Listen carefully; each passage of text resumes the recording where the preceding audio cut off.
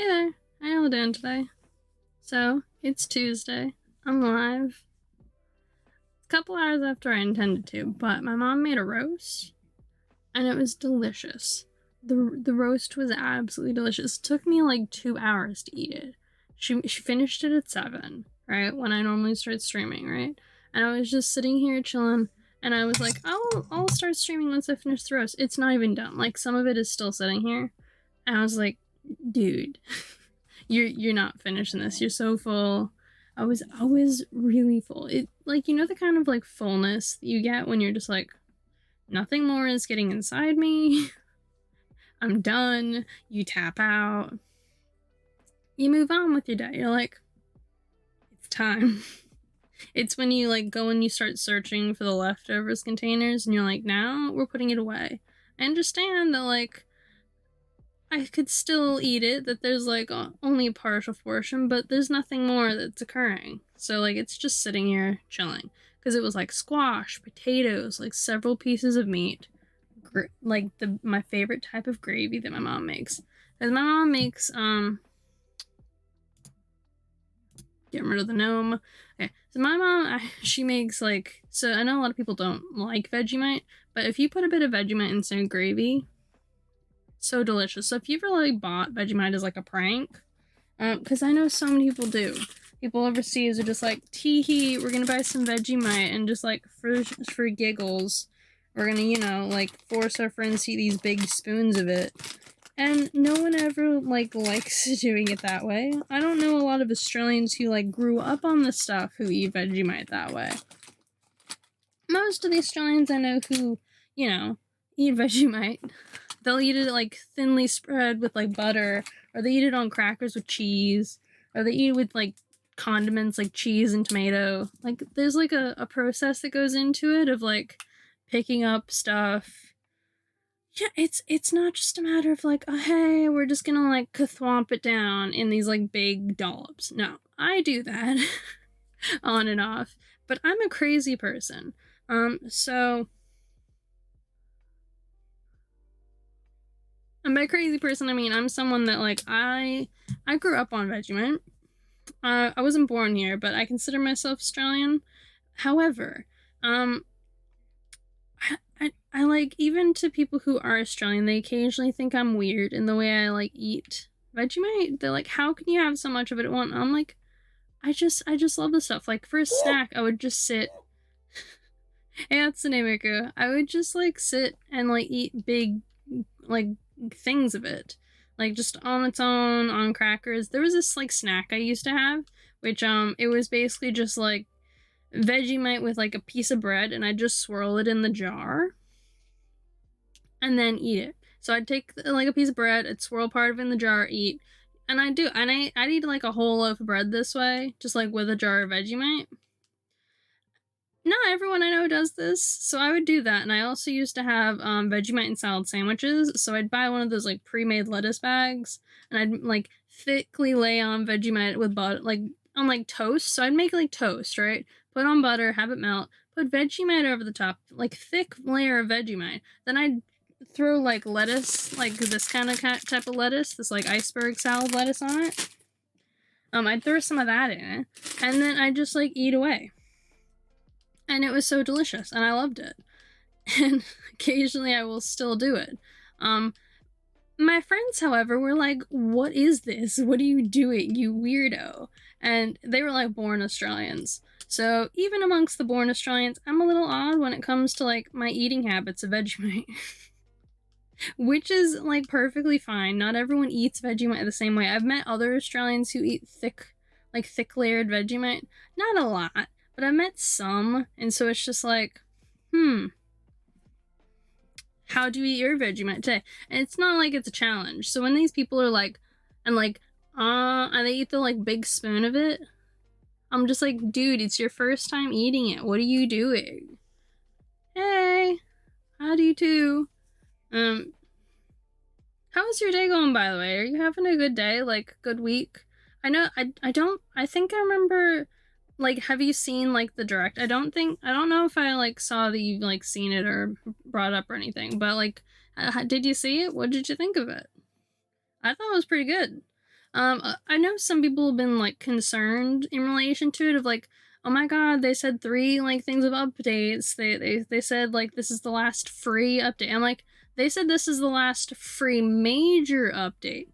Keyword major. So that means so like they may do like minor updates of like adding in items, adding in haircuts, adding in like exteriors for houses, adding in exteriors like interior items. Like they may do like minor things or like random holidays, but they're not going to do any like major huge updates the same way as this one. It might be like, oh, hey, like hey, there's new Halloween items, or hey, there's new Christmas items, or hey, we added in a couple new fences. Like it may be stuff like that leading into the future, but they're not going to be like, sup, so we just like added in like 6 new NPCs, holidays, and like a bunch of this other random stuff. They're not going to do that. But they could always do like DLC, which is the other thing. They could do like paid DLC, which is like they said free, which means they have not ruled out more paid DLC. They might release like paid like other DLC items. I'm not like ruling anything out as of yet. 3, 4, 5, 9, 10.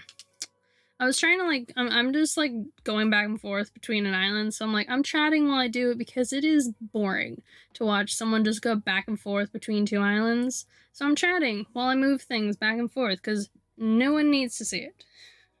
Have not? I mean, fair enough. It essentially, it had, Brewster. You can like bring amiibo villagers to Brewsters. So it can be like, you know, and sometimes they'll bring guests. You can also drink at Brewsters with friends. On top of that, they added a second area that you can go to about to home from work. Fair enough. I know that I got home at like 6:30 because I was running late from leaving work because I was on like doing something at work, and it got like, it delayed me by like, geez, how long? It was probably somewhere in the range of like 20 minutes. So I ended up catching the like, so my trains are like 15 minutes apart, so I ended up just catching the next train after the one I normally catch, by like power moving. Thankfully, like normally I take longer because I'm chatting with someone as we walk. Did not have that same problem today because everyone else had already gone home. So I was just like, kaflu, got this. So I've been home for several hours and had dinner, and it was great. It was delicious. Did get into a fight with my mom, but that's a whole different other story. It had nothing to do with the food. So it had to do with the fact that like, so Queensland apparently has decided to open their borders up to New South Wales once we're 80% vaccinated. And we're at like 70 something. And they're opening up the borders in a couple weeks to Queenslanders who are from, like, Queenslanders who are trapped out of the state. Because apparently people from Queensland are still stuck out of the state for some unbeknownst reason. You'd have thought they'd have brought them back earlier and put them on a quarantine. Not in fact the case. They left them abandoned in other states. That's how special our Premier is. But they've decided to open up as well to New South Wales and Victoria for who knows what reason. And so as a result, my mom and me got into a fight about me getting vaccinated earlier than I planned to. Because I am, in fact, planning to get vaccinated. It was not the problem. I did not have a problem with getting vaccinated. This is not my issue. I'm okay with it. Okay on all fronts. Do I appreciate being forced into it? No. But I was going to do it anyways. I just wanted to wait 2 more weeks. Into middle of November after all my exams were over. And I'm not getting to do that now because they're opening up the borders before my exams are over. So I have to get vaccinated while I'm studying for my final exams, while I'm working. I suppose the only advantage would be is if I got sick one day, or I was feeling crappy and I got to stay home and study the whole day. That's probably the only advantage I can think of. And that one's like, I have to ask for time from work and like bring them a sick notice, which means I have to like somehow on this God's given earth come up with a medical certificate, even though like the chemists in my area are like, if we can't treat it, we can't give you a medical certificate for it, which would mean I'd have to pay to go to the doctors, and they wouldn't want to have me there because I would be exhibiting like flu symptoms. because I'd be feeling crappy from the vaccine. It's all special. Anywho, apart from that, life has been pretty good. Sorry, I went on a minor tangent. I was just like, you know what, screw it, tangent time. Who doesn't love a good tangent? You know, a tangential moment. I am in fact known for my rants, if not here, then amongst my friends who are just like, she's gone off again. We brought up a topic that has now occurred in a tangent, a rant, if I'll so say so. You know, nothing wrong with a rant, nothing wrong with a little, like, you know, argument on a topic. Don't get me started on the Hobbit movies. Aragon, not a good starter. I have many problems with both the Hobbit movies and Aragon. Now, I still love Jeremy Irons, and the casting of him is in the movie. I think it was Brom. Brom was the character, that's right. As the casting of Brom, he was brilliant. In fact, if they did redid it now, I would almost, in fact, demand that they recast him as Brom, because he is brilliant. He is amazing. I love him. Like, not on a thing level, but I love him in the same way I love Johnny Depp, and like that their acting and their work is so good that I'm like, yes, whenever I see them do like great work, it's on the same like level. Like, regardless of the human being or anything else, because I know that no one's perfect, I love their like acting ability. I've never had any complaints about any movie acting that they've done. Recently, I rewatched a movie that like is a little controversial, apparently, like for a lot of people. It recently came back into more notice because it was kind of like indie-ish, in like it has really big actors in it, but it also is like not super well known for a variety of reasons. You had your first stream back yesterday after 2 weeks away. Ooh, excellent. Yeah, how did that go? What did you stream? Did you did you have more like Hatsune Miku games? I assume as much, because that's what you seem to stream a lot of, is like Hatsune Miku games. I don't know a ton of their games. Incidentally enough, I don't know how many games for Hatsune Miku there are. I think there's got to be at least a couple. I think there's one on Switch. I'm pretty sure there's one on Switch. But I'm just finding that movie. Let's see, because it's right here. It's just hiding from me. Here it is. Okay, so I watched this one the other day, and it is... So it came to more notice recently because there was a lot of people that were starting to like pay a little more attention to these kinds of movies, and all's fair.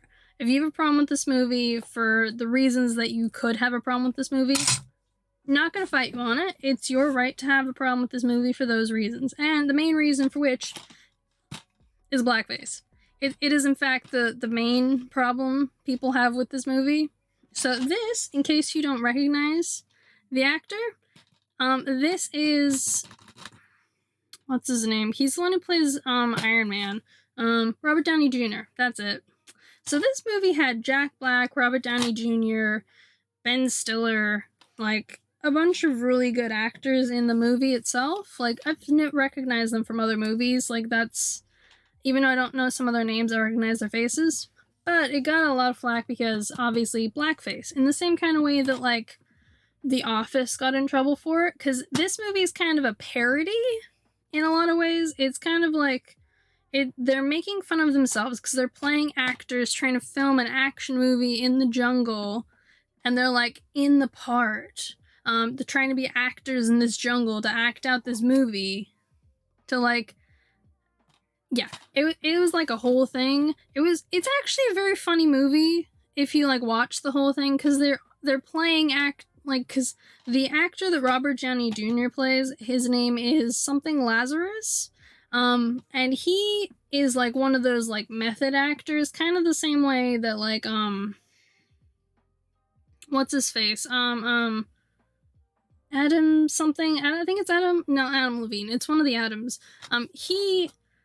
He's really method acting as well. He's the one who played the Joker on the movie not the Suicide Squad. He's the one who played the Joker in Suicide Squad. So he played that guy, and he was very method in how, like, he was sending, like, dead animals to the other actors and, like, playing these really awful, dark jokes on the other actors in the cast. Like that. He was playing a character in this movie who's like that. So he did, like, a pigment surgery to make himself darker skinned, and then had makeup put over the top to make himself even darker, because he's playing the African-American character in the movie, even though you could obviously cast an African-American to play the African-American character, but that's apparently part of the joke. Now, how do I feel about it? Not great. They could have done an African-American actor in the movie, but I understand the joke that they're trying to go for. Regardless of that, I'm not mad at anyone if they, like, don't want to watch the movie, have a problem with it. I can understand it.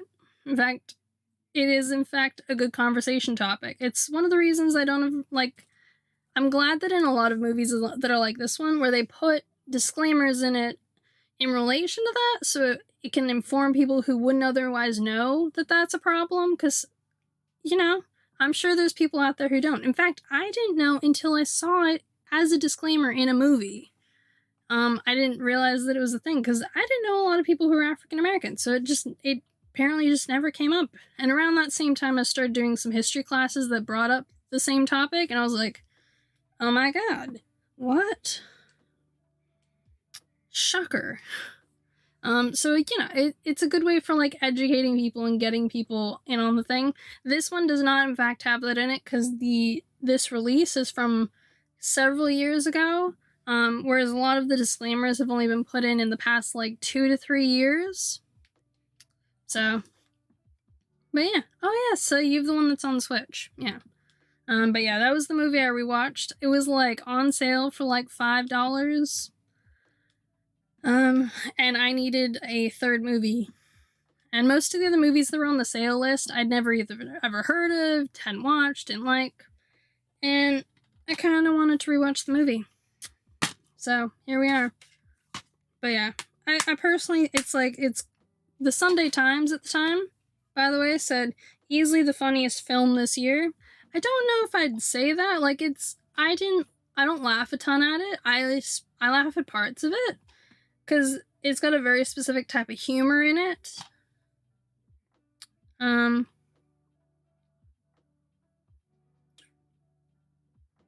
But yeah, the principle behind it, like the plot itself, the idea behind it is actually pretty funny. The idea of, like, these actors, so essentially how it starts out, so they're filming a film, right? And then the person who's paying for the film calls in, like the overhead director person above the director, the one who's the money. And they message in just being like, what's going on with this? Why is it so over budget? I've seen parts of the film. It's terrible. What are you doing? And then the director's just like, these actors are prima donnas. Like, I'm not getting anything good out of them. They're awful. And I'm like, and the guy is just like, well, handle them. And so he does by, like, taking them out to the middle of, because he gets high with this guy on the beach, and they take him out to the jungle. Say they've put cameras everywhere, that they're going to film every single moment of this, that they've hidden cameras everywhere, and they are planning, like, the best thing ever. And if it feels real, then it probably is, right? And then he gets blown up by, like, he, like, steps a step forward and kaboom. And they're just like, oh my god. And they think it's a joke initially, and then they freak out. And they're like, cool, well, we have a map, and we have to get here in order to get picked up. So what we're gonna do is just do it. So they have to try and, like, get each other, like, alive through the jungle. And then it's I don't know if anyone's planning on watching it, but I'm spoiling it for you anyways. So if you want to, like, avoid the spoilers, mute yourself or something, like, mute me or whatever. But at the very end, when they finally get to the exfil helicopter, the director comes back out of the woods, and he's just like, yeah! So he didn't die. He just filmed the whole thing, and all the, like, screwed up stuff that happened in between him dying and them getting away on the helicopter, all real. All fully captured. Is like, well, like, it was all, like, faked for them. It was all, like, filmed, organized stuff for them. and they had like no idea. So yeah, it's just like it's obviously a parody in the same way that like that zombie movie was a parody of like romance style movies that are made off monsters. It's kind of like the same genre.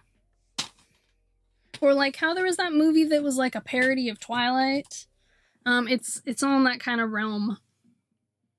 So some people like it, some people don't. I like the principle of it. I like parts of the movie. Don't like the whole thing. And I do wish there was a disclaimer at the beginning of like, you know, in relation to the blackface part of it. But yeah. I know that it was one of the movies that was brought to attention again when they were like discussing movies that had like blackface in it, that weren't being talked about for it. Or like just being accepted as like actors being able to do stuff in relation to it. Regardless, I'm not African American, so it's not really my like argument to or like movie to accept or whatever about. It's just, you know, interesting point about the movie. You're gonna get inside and go, yeah, nice seeing you, Tsunemiku. Yeah, sorry I went on like a tangent about that. But yeah, that's the recent movie I've been watching recently. Pretty good movie. Interesting point about it. I don't know if I kind of like blacked out for a minute there of like what I was talking about. I found it because I was trying to find a couple of these movies that I really wanted to watch again, which is like the Red Tails, Basil Baker Street. I was trying to get a couple of movies and TV shows on sale because they're doing a sale at the moment, and so I bought like all of Sex and the City. Like I couldn't find the movies for Sex and the City, but I could get the like TV show, so I have all of the season like episodes now of that. I also got like all of the new MacGyver, so like the new one, not the original, which I happen to love the original, by the way. The original is great, but it was like the new one where they have like I think 4 seasons of the show, like Hawaii Five-0. There was like a couple of shows that I managed to like succeed at getting on sale because I didn't want to buy them at full price. And a number of them have like collections, but at the moment they're doing deals with them where it's like buy 2 get 1 free, or like they have like sets where it's like 1 to 5 is on sale and then like 6 to 10. So they'll have like, and like those 2 together are still cheaper than the collection when it's on sale. So like, it's been like a whole moment of me just like looking down stuff and being like, what do I think? However, I did succeed at getting Series 5 amiibo cards. I know that like there's been like lists going out of like the Series 5 amiibo cards. So let's see if I think there's Series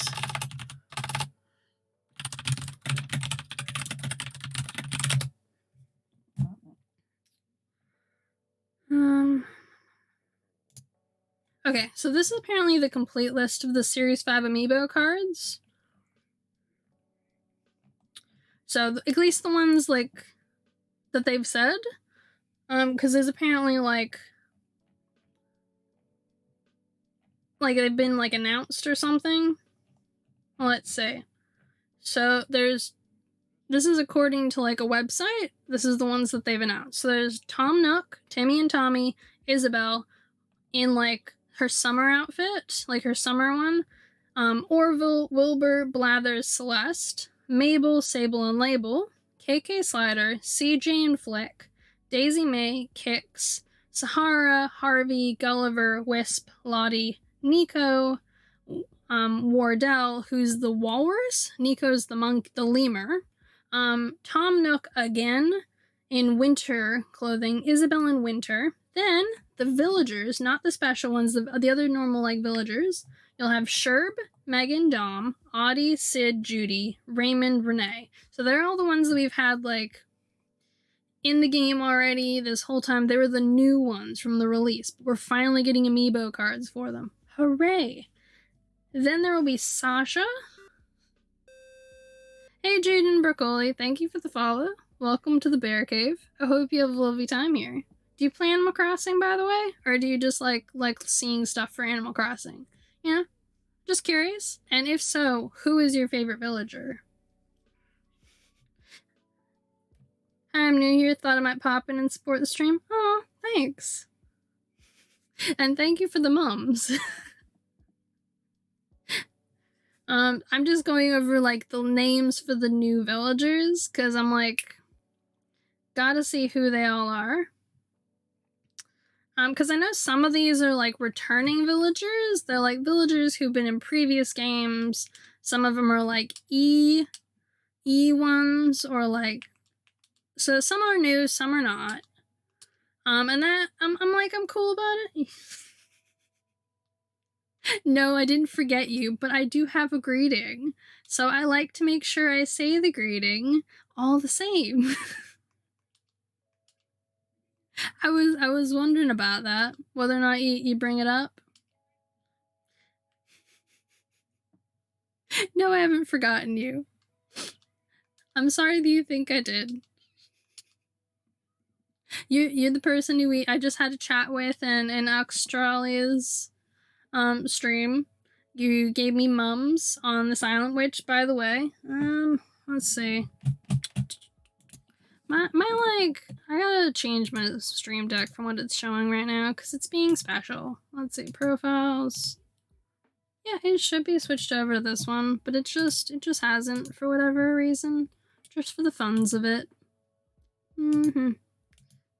Stream on. There we go. Cool. So I'm on that island just dropping something off. As you can see, I'm right here. Look at your mums. Found them. But no, the reason I was like, I have some flowers, but I need more flowers is, so I'm gonna show you the flowers I've already like placed on this island. So they are all the way over here. So I placed some flowers here.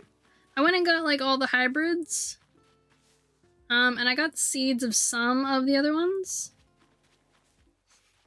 Thanks for so I've got some mums here. I've got some green and purple and pink. And thank you to the Dream Street. Thank you for the compliment of my mums. And these are all my flowers. So I went and got hybrids of all the different flowers. Hey, how you doing? How's your day going? Or like night? I never can tell with people's like time periods, like where they're at, you know? But yeah, I was just like making a list of all the new villagers because some of them, like, I haven't seen a full list of them yet, and some of them look really cool. It's almost 5 a.m. Oh yeah, no, that's definitely an early time. That sounds like a crazy early time. It's like 9 o'clock here because normally when like all the Americans are streaming and like they're starting their day at 10 a.m. it's like 3 a.m. in the morning for me because I'm only usually about 7 hours away. So this is my second island. It is going to be Celtic gods themed. It's going to have a fishing area, like port, because a couple of the gods are all like water or fishing related. Then I'm gonna have like forested area, and thank God for the new like plant fauna and all the plant items. I was like, this is gonna be a challenge, but now there's more items, so I'm just like, excellent. And then there's going to be a like city area because a couple of the villagers are all like hunting or like the forge, hearth, fertility, that kind of stuff. So they're all gonna go there. This is my main island. It's a little more chaotic, and you can see why I had to dump all the stuff on my second island. Because this island's a bit of madness. I'm currently trying to find a good weather day, and you usually go to bed at 9 a.m.? Yeah, I would go to bed at 9 a.m. I used to go to bed at crazy, stupid times. Unfortunately, my job goes from 9 a.m. in the morning until 5 p.m. So I have to wake up at like 7:30. I'm thinking I have to start waking up at 7. And then go to bed. I go to bed sometime around midnight to 1 a.m. because I stream till then and stay up studying on the other nights. Oh, thank you. It's about 2,000 hours worth of work. I'm not even gonna lie, it is a lot of work. It was not a minor amount of work. I put far too much effort into the silence. Sometimes I'm like, huh, so this is what the pandemic did. This is where it all went. Kurt! Found him! I was looking for Kurt for like 3 hours before, because I track seeing all the villagers. I 100% track it. Yeah, you still need to tour it. Because you haven't, like, seen my island as of yet. Kurt, found him. Boop. Okay. So, this is my, like, main area. And the town hall. My town hall is really close to my airport. So this was the first one I took. A lot of people did, like, resets when they first started out. I did not. Because I was like, oh, look. My town, like, my airport's yellow. And I'm a Hufflepuff. It works. And I was like, I wanted a town hall that was kind of close-ish to the airport, because I wanted it to be easy to get to for people. And so as a result... yeah, well, like, normally with, like, when you stream, it's like, it depends on the time of day, because I think I usually catch you when it's like, I get home from work, because you seem to stream at, like... You seem to start streaming sometime around the time I start, like, end work. I think based on time, I think you do some nighttime ones, because I catch you on some nights after work, but on other ones it's like, I don't at all, so... I think it just depends. I will be in one of your streams again. I only catch you on certain days of the week. You'll stop playing after the pandemic is fully over and come back years later and you get memories of those Yeah, not likely. So I love Animal Crossing, and I've been playing the franchise for years. The only game I'm not a fan of is Amiibo Festival, and even I still own it. I bought it, it's up there. So, fun story. I actually bought the Animal Crossing Amiibo, right? Went out and hunted for it, searched for it, found it, and then for $9, I got the special edition Amiibo Festival thing that has the Amiibo I was looking for the entire time. That's why it's still sealed. I refuse to open it. Now the box is slightly damaged, but I don't even care. It's never getting opened. I like opened the flap, took out the Amiibo cards, put the flap back, and I was like, kabam, done. Because it was the only way to get 3 Amiibo cards. There's specifically 3 Amiibo cards you can only get from Amiibo Festival. Nowhere else. Nowhere can you find these things. You can't get them. So I had to get the special version to get them. Yeah, we're all slightly damaged boxes. So you stream from 12 a.m. to 3 a.m. and it's currently 5 a.m. for you, so 2. Yeah, you stream usually when I'm, like, get home from work, roughly. So, like, on the nights when I'm not streaming, I think I've watched some of your streams on those ones. So I don't stream, like, Wednesdays, which is tomorrow, some Thursdays, and then Sunday nights. So I normally, like, and then some other ones I, like, take breaks. It really depends on my uni schedule if I need to study. So if I'm studying, I take a break off. That's why my schedule's like, I kind of stream on these days. But, like, if I miss a day, it's because I'm stressed and uni. Yeah, I basically just tell people the days of the week I normally do it. So I'm like, if you want to catch me, it's on one of these days. And it's on, like, the days I stream, because no matter what, I refuse to stream on Monday and Wednesday. It's just never gonna happen. I need the days, I want the days to myself for, like, uni, stress, relaxing, everything. I do stream, however, on Tuesday, Thursday, Friday, Saturday, or Sunday. I don't do all 5.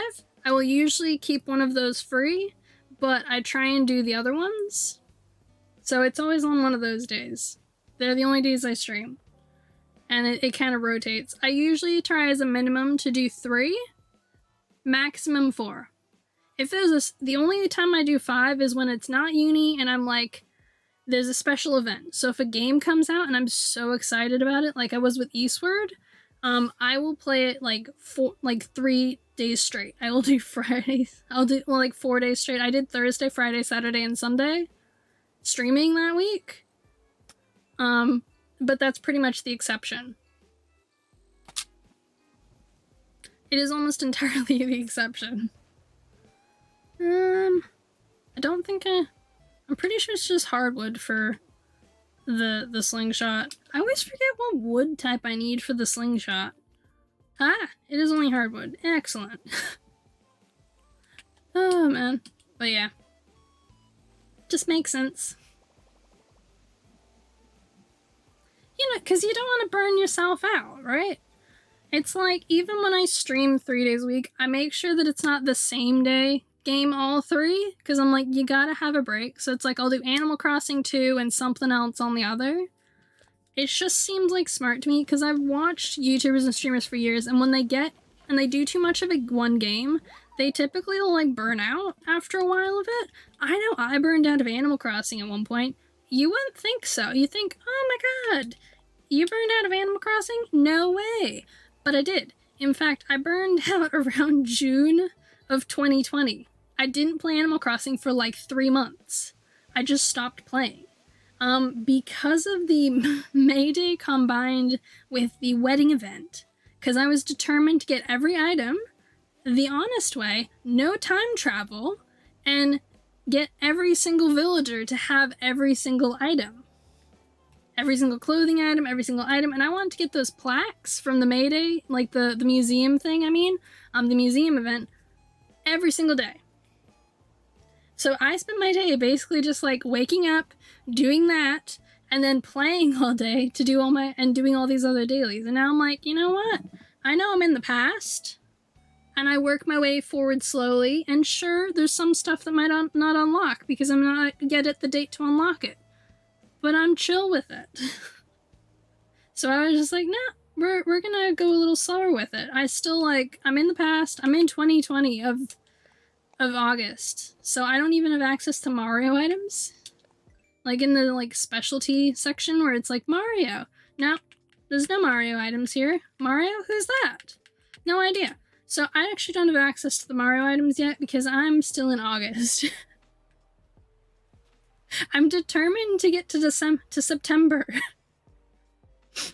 But I think the update won't depend on the time.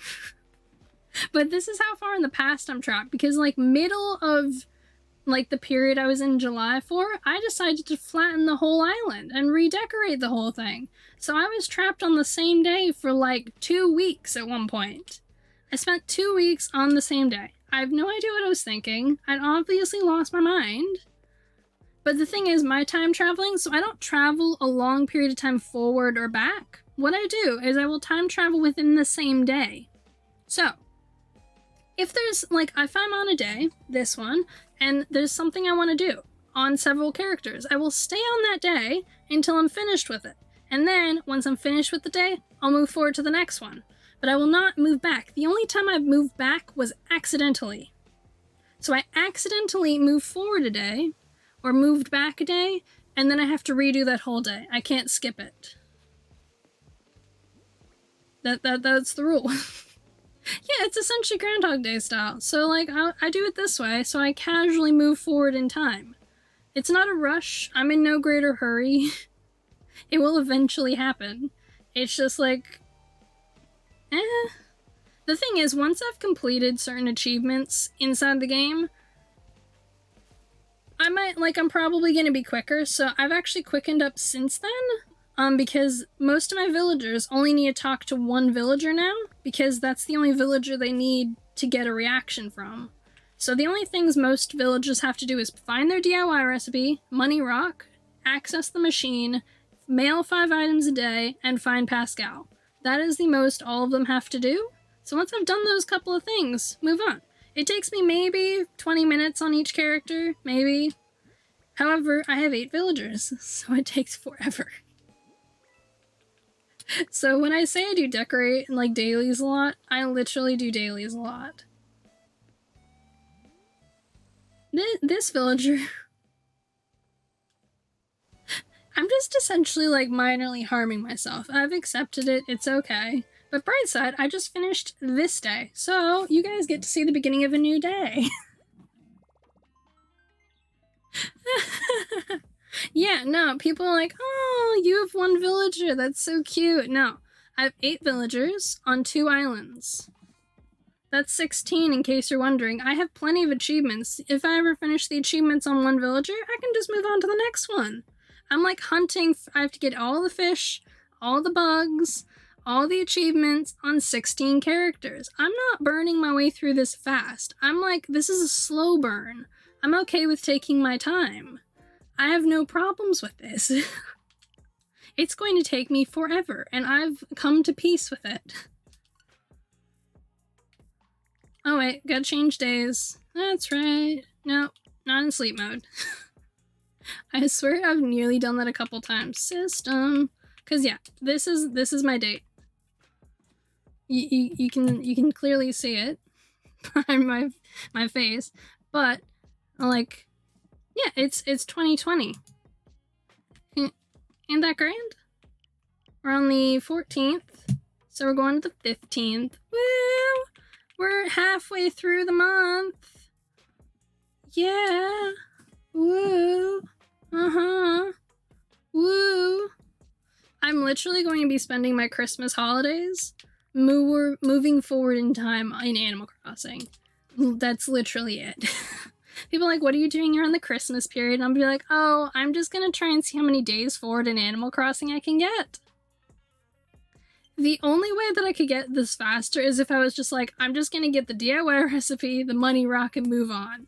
So the thing is, once I've gotten to a certain number of pearls on each villager, and once I've gotten the reaction for most of the villagers, I'm essentially, that's all I'm gonna bother with them, because I'm like, I want to move forward in days. So I might actually do that for like a month of days, and it'll take me less time. But yeah, it takes me forever to do like one day. Like, it's at least a day to 2 days, depending on how bored, like how quickly I get through the dailies. And if a villager was hiding from me, so it took me ages to do a number of them, because I was like having to find multiple villagers at one point. But now, not the case. I only have to find Bob most of the time. So yeah, you know, it's a new day. And I'm trying to find a day in summer where it rains. So I've written down the days where it rains, so it's the only thing that I will travel back in time for is this rainy day. I will literally travel back in time just for this rainy day to save my dream address before I start flattening the island. That's the only thing I'm gonna do for it. That, or I just won't save my, like, I just need a final version to save my dream address for so I can start flattening the thing. I'm giving myself until the end of October to find this day. So once October 29th hits in real time, I'm going to travel back in time to one of the days with the rain, find the one I prefer, save on that day, then move back to the time I started at and deal with the consequences. Yeah, most people are like, oh, you're time traveling, you must be rushing your way through. No. This is the opposite of fast. This is literally the opposite of the fast way. The fact I have any Mario items at all comes down purely to me going to a treasure island and spawning like 30 of each of these items, because I needed them for my mine. And by mine, I mean like a dwarven mine. I don't mean like mine. So I decided to make a dwarven mine because I love dwarves. See, this is my dwarven mine. It's near my like main house. And I love it. It's glorious. It took me 11 hours. I made it on the stream, and it took me 11 hours to make this thing. It goes for ages, and I love it. But it took me literally forever. And on my main villager, I only talked to 2 villagers because I'm trying to get their photos. How long have I been streaming for? I started streaming back in... So my first ever stream was like in like June, but then I like had all my exams, so I like took like a month and a half off, and so I started properly streaming again in like August. So I like, it depends on like what you want to like call.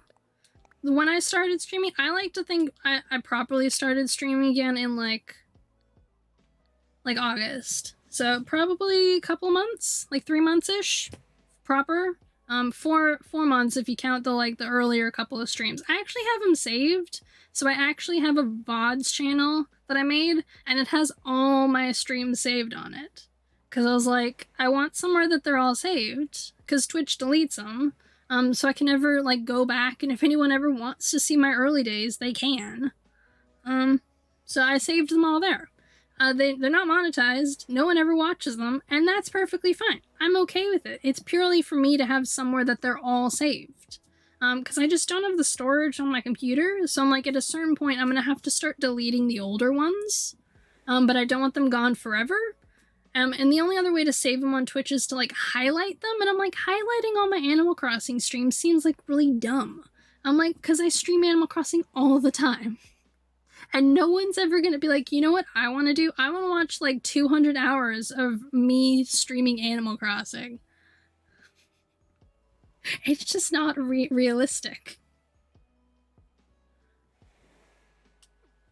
What is... Okay, we're throwing this away, Kurt, because you make no sense. I had Red show up the other day. Thing is, I've completed the art part of the museum, so now I'm just buying his art for the achievement. Hey, Techno Samurai, how are you doing? Yeah, I'm doing good today. Okay, I've set it down now. The problem with my island is that it's also really constricted, so half the time I end up sitting on stuff. I did try and make enough points, though, in the mine that I could still fish, because that was my other major concern, is that you wouldn't be able to still fish. If someone watched 200 hours of your past streams, you'd be a little creeped out? Yeah. I mean, I have, in fact, gone back and watched someone's entire, like, backlog of, like, video, like, VOD, like, videos that they put on YouTube. It was something like... It was years. I went back and watched essentially, like, years of this, like, content, and I've listened to years... I've gone back and listened to years of someone's podcast before for gaming news and stuff, but, like, watch, like, general streaming itself, even though it's, like, fun in the moment and it's great to, like, watch and relax to or have on in the background, like, I could understand if someone was, like, to rewatch, like, a week's worth of VODs, like, of VODs or something, but, like, I don't understand, like, 200 hours worth. So... I think Techno, it was probably a raid. Most of the people who found my streams have found me through raiding. But the other ones who didn't, they found, like, I had a couple people who, like, found me through recommended randomly. But if it's not one of those two things, I don't know how. Yeah, so at 2 months, I'd say you found me likely from Kai or one of the other people, because I had, like, Toy Tester, Kai, and, well, Kyrie, and, like, Baka Mike, a couple of people who did a lot of really, like, Animal Crossing streaming, like, really, their bigger channels, raid me in, like, a couple of week periods.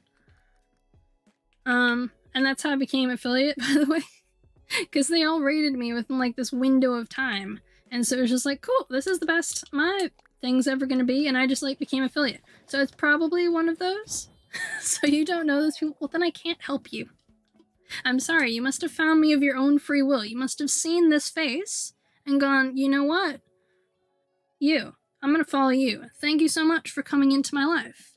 You are officially the thing that I will occasionally watch when I'm on Twitch and feeling like watching Animal Crossing or something else random.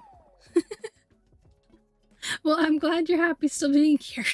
But other than that, other than you just, like, looking at my face and going, yep, that's it. That's a streamer I'm gonna follow. Yeah. Woo! Party! I can't help you if it's not one of those couple of reasons. It's gotta be one of those reasons.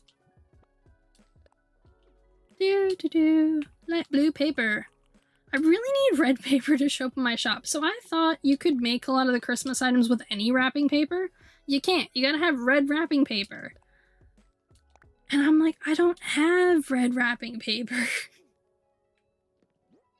So I don't know how to find it. Oh, you fall because my beautiful smile? Why, thank you. I'm glad that you figured out the reasoning.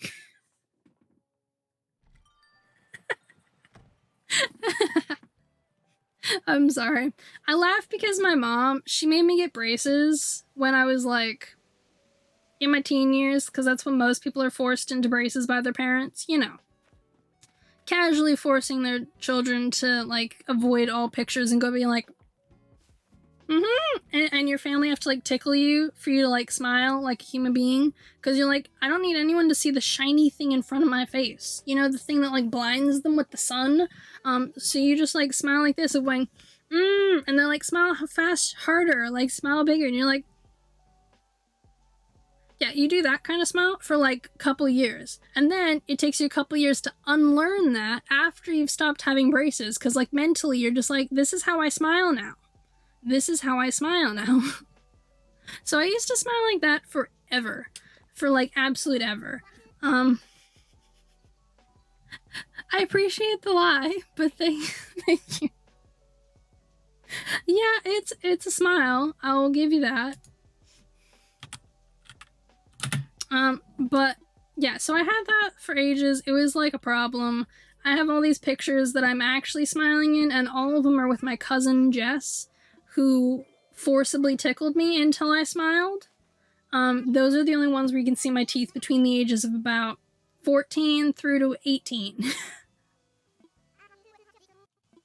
Yeah, I do prefer the one where I have teeth. And then there's this window where like I had this white speck right here on the front of my teeth. Like, most people wouldn't notice it. You know, like, it's one of those kinds of things that only you notice. Like, you see it, and you're like, I see you. It's kind of like when you have, like, a random little scar or something that, like, only you notice it. No one else notices it. No one else cares. Only you know and care. But I had one of those. Oh my god, it's Saturday. You know what this means? We get to listen to KK. I say this, like, I love KK and his music, but I'm also like, I've got like 8 villagers, which means I have to listen to him 8 times for that achievement. So I'm like, you know what? If I forget about it, it's not that big a deal. You're not lying, believe me. You know what? I'll give you the benefit of the doubt. I'll pretend I believe you. We only talk to the villagers I find. I don't go hunting for villagers anymore. We either talk to them because they're here, or I don't talk to them because I can't find them.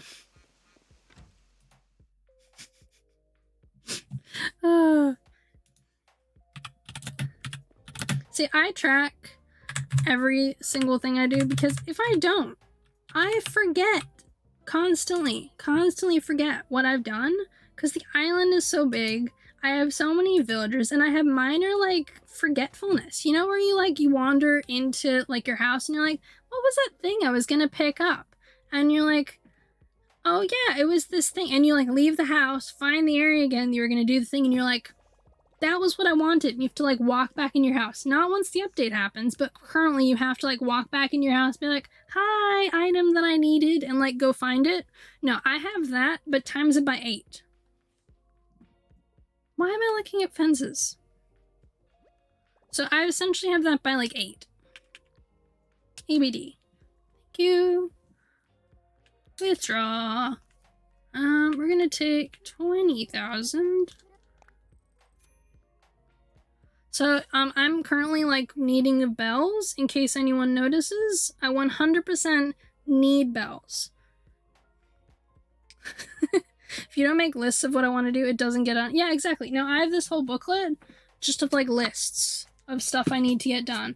And yeah, so what happened here was, someone came to my island and gave me, like, 14 pockets worth of royal crowns. Just randomly. Casually. And then I went to a treasure island, and every time I go to a treasure island, because I subscribe to one person's, I pick up crowns, and then I sell them. And as a result, I have this much money. And so the other day, I won, I was in someone's stream, and I won a thing, and they're like, you know what? We're gonna help you out, because we can see that you must need it. We're gonna give you 1,000,000 bells. And I was like, thanks. Because the second prize was like a couple of like, it was this other item, and I was like, I don't suppose I can get the second prize. And I'm like, no, you got the first prize. We'll give you like the 1,000,000 bells. They came to my island and they gave me 1,000,000 bells, and I just looked at my bank account of like, at the time I had 180 million. Wait, no, I didn't. It was like 176 or something. And I was just like, gee willikers, whatever will I do with that 1 million? I know. So someone else was like, you want to go to like a one of those and sell one of those turnips that gives you like 999 million, like 900. I was like, why on earth would I want to do that? I don't need 999 million. That sounds ridiculous. If I ever get down low enough that I need millions of bells, I will just do what I did in the beginning, which is just ridiculously farm fish. That's what I did early on. I farmed fish. So my first 2 million, I got them the hard way of filling my entire island with bugs and fish and just waiting for Flick and CJ to show up and selling them like masses of sharks. So one day someone came over to my island and it was lagging really hard. Not because I had a bunch of like pretty stuff out. No, because 3/4 of my island was fish and bugs. I have early photos of my island where just sections of it are mapped out for fish and bugs. And so, like, it was like a maze to get through my whole island, through all these containers, because I made paths to get everywhere, but you had to get through the fish and bugs first. So it was the terrible version. But I'd make, like, 500,000 bells or something every time they showed up, because I'd sell them, like, 1 billion fish and bugs, and it was fine. I didn't have a problem with it, except when I went through certain areas and my whole game, like, slowed down. But now I'm like, I have this, so I don't really bother. I just don't care. Anything I need to buy, any upgrade, any bridge I need to build, I'm like, oh no, how will I pay that off? And the thing is, this isn't even all my money. I have 8 villagers, right? Each villager has between 24 to 36 million. So my island has even more millions than this. It has a couple of 100,000, a couple of 100 million, give or take. I could flatten my entire island, redo all the bridges and fences, move every single villager like 1 billion more times, and I'd still be fine. I'm like, whenever there's a raffle and they're like, 1 million bells right here, I'm just like, well, that's just chump change. And then I look at this, and then I look at my real bank account, and I'm like, I don't suppose you could trade these kind of like bitcoins, right? Could I pay for like food in Nook Mile Bell, like in Nook Bells? That would be great. Yeah, that isn't enough. But yeah, so I also have cataloged every single item in the game. Just for the hell of it. I thought, why not? Why not have every single item in the game cataloged? Because I went to an island, so I paid real money for this. I don't recommend it, but I paid real money for this. Went to an island for 6 hours one day. I just, like, casually went there and, like, bought every, like, catalog, like, pick up and put down, like, every single type of that thing. Green, yellow. Which one am I missing? I'm missing blue. That was what I was missing. So I use my main one to fill in all the gaps, because all my other villagers do have a lot of these items. But my main character has all of them, because I'm trying to get the other island I have to catalog, like, all the things that these ones are missing. And so it's just kind of like a long-term process. This is why I'm ignoring my mail at the moment. And I'm also like, no one's becoming friends with me. I'm not letting anyone mail me anything. Did I just send myself this? I can't remember if I just sent myself this. You know what? Let's buy 3 other items, and if I'm able to still mail myself this at the end, we know I didn't send myself it. Cocoa, floral. That was the one. Because my memory is a disaster. You can see what I just mean. Of like, that's one. Baby chair. The red, pink, yellow. That's it, yellow. Lace. And then green. My memory is absolute trash fire. Okay, now we're gonna see if I can mail myself the caramel one. Yep, so I had not in fact mailed myself it. Gosh darn it. This is why you don't write things down until after you've mailed yourself it. Boop. So yeah, I have like every item in the game cataloged, every clothing item cataloged, every thing, like art, all of it. every single thing collected on my main character.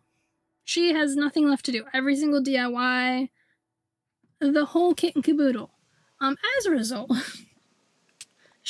I spend less time on her now than I did in the beginning because of how many things that she has just, like, done. It's like, look at all the things I've done. There's, like, almost nothing else for her to do. All I need to do is redesign the entire island. Because I love my island. I do. I truly do love my island. I'm kind of bored with my island. You know that moment where you're just like, my island is so cute, but you're also just like, I want to do anything else with this place. Because I've done so much on my island already. I've, like, decorated it entirely. I've decorated all 8 of the houses. I've kitted out all the villagers for their themes. And I've themed areas of the island. I made sure it all flowed well together. I redesigned certain parts. I made a Totoro hollow on the island at one point. I moved all the stuff. I made a villager forest. I've essentially completed this island. The last part was for me to make the seafood market and the mine. And those now have been done.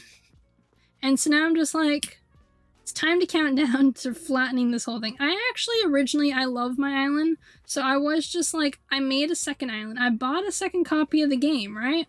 I bought a second copy.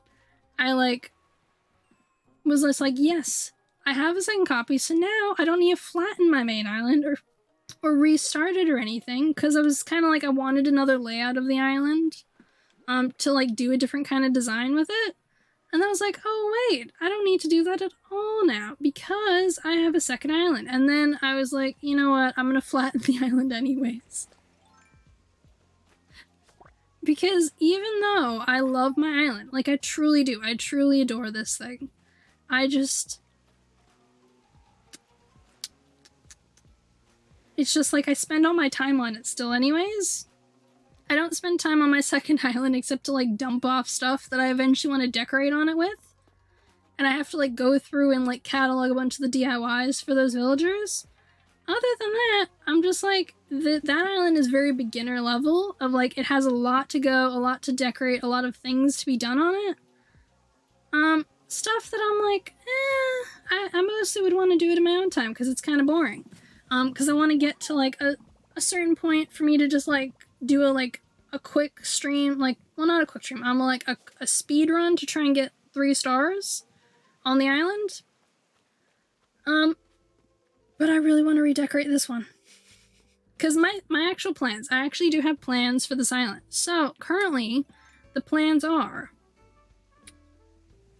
this whole area here is going to become, like, part market, part entrance to the Spirited Away enchanted house. So that's what this area is going to be, this, like, strip up along here. But I do want to have a train line that goes from over here over to the town hall. So there's going to be a strip of water. Oh look, it died in the flowers. So there's going to be a strip of water that just, like, goes through here, and you'll have, like, trees and stuff in the background. And, like, a train station over here near Town Hall that it'll go to, right? So that's, like, the general plan for this side. Because I love my this, like, train station, but I want to redo it anyways. So we're going to redo the train station, and make it, like, and make a new little train line thing. Hey, Bob, found you. Now I just need to find you with all the other villagers. Plus, all my villagers keep sitting down on this, because they're like, oh, look, it's so cute, there's water. They're like, kapoop.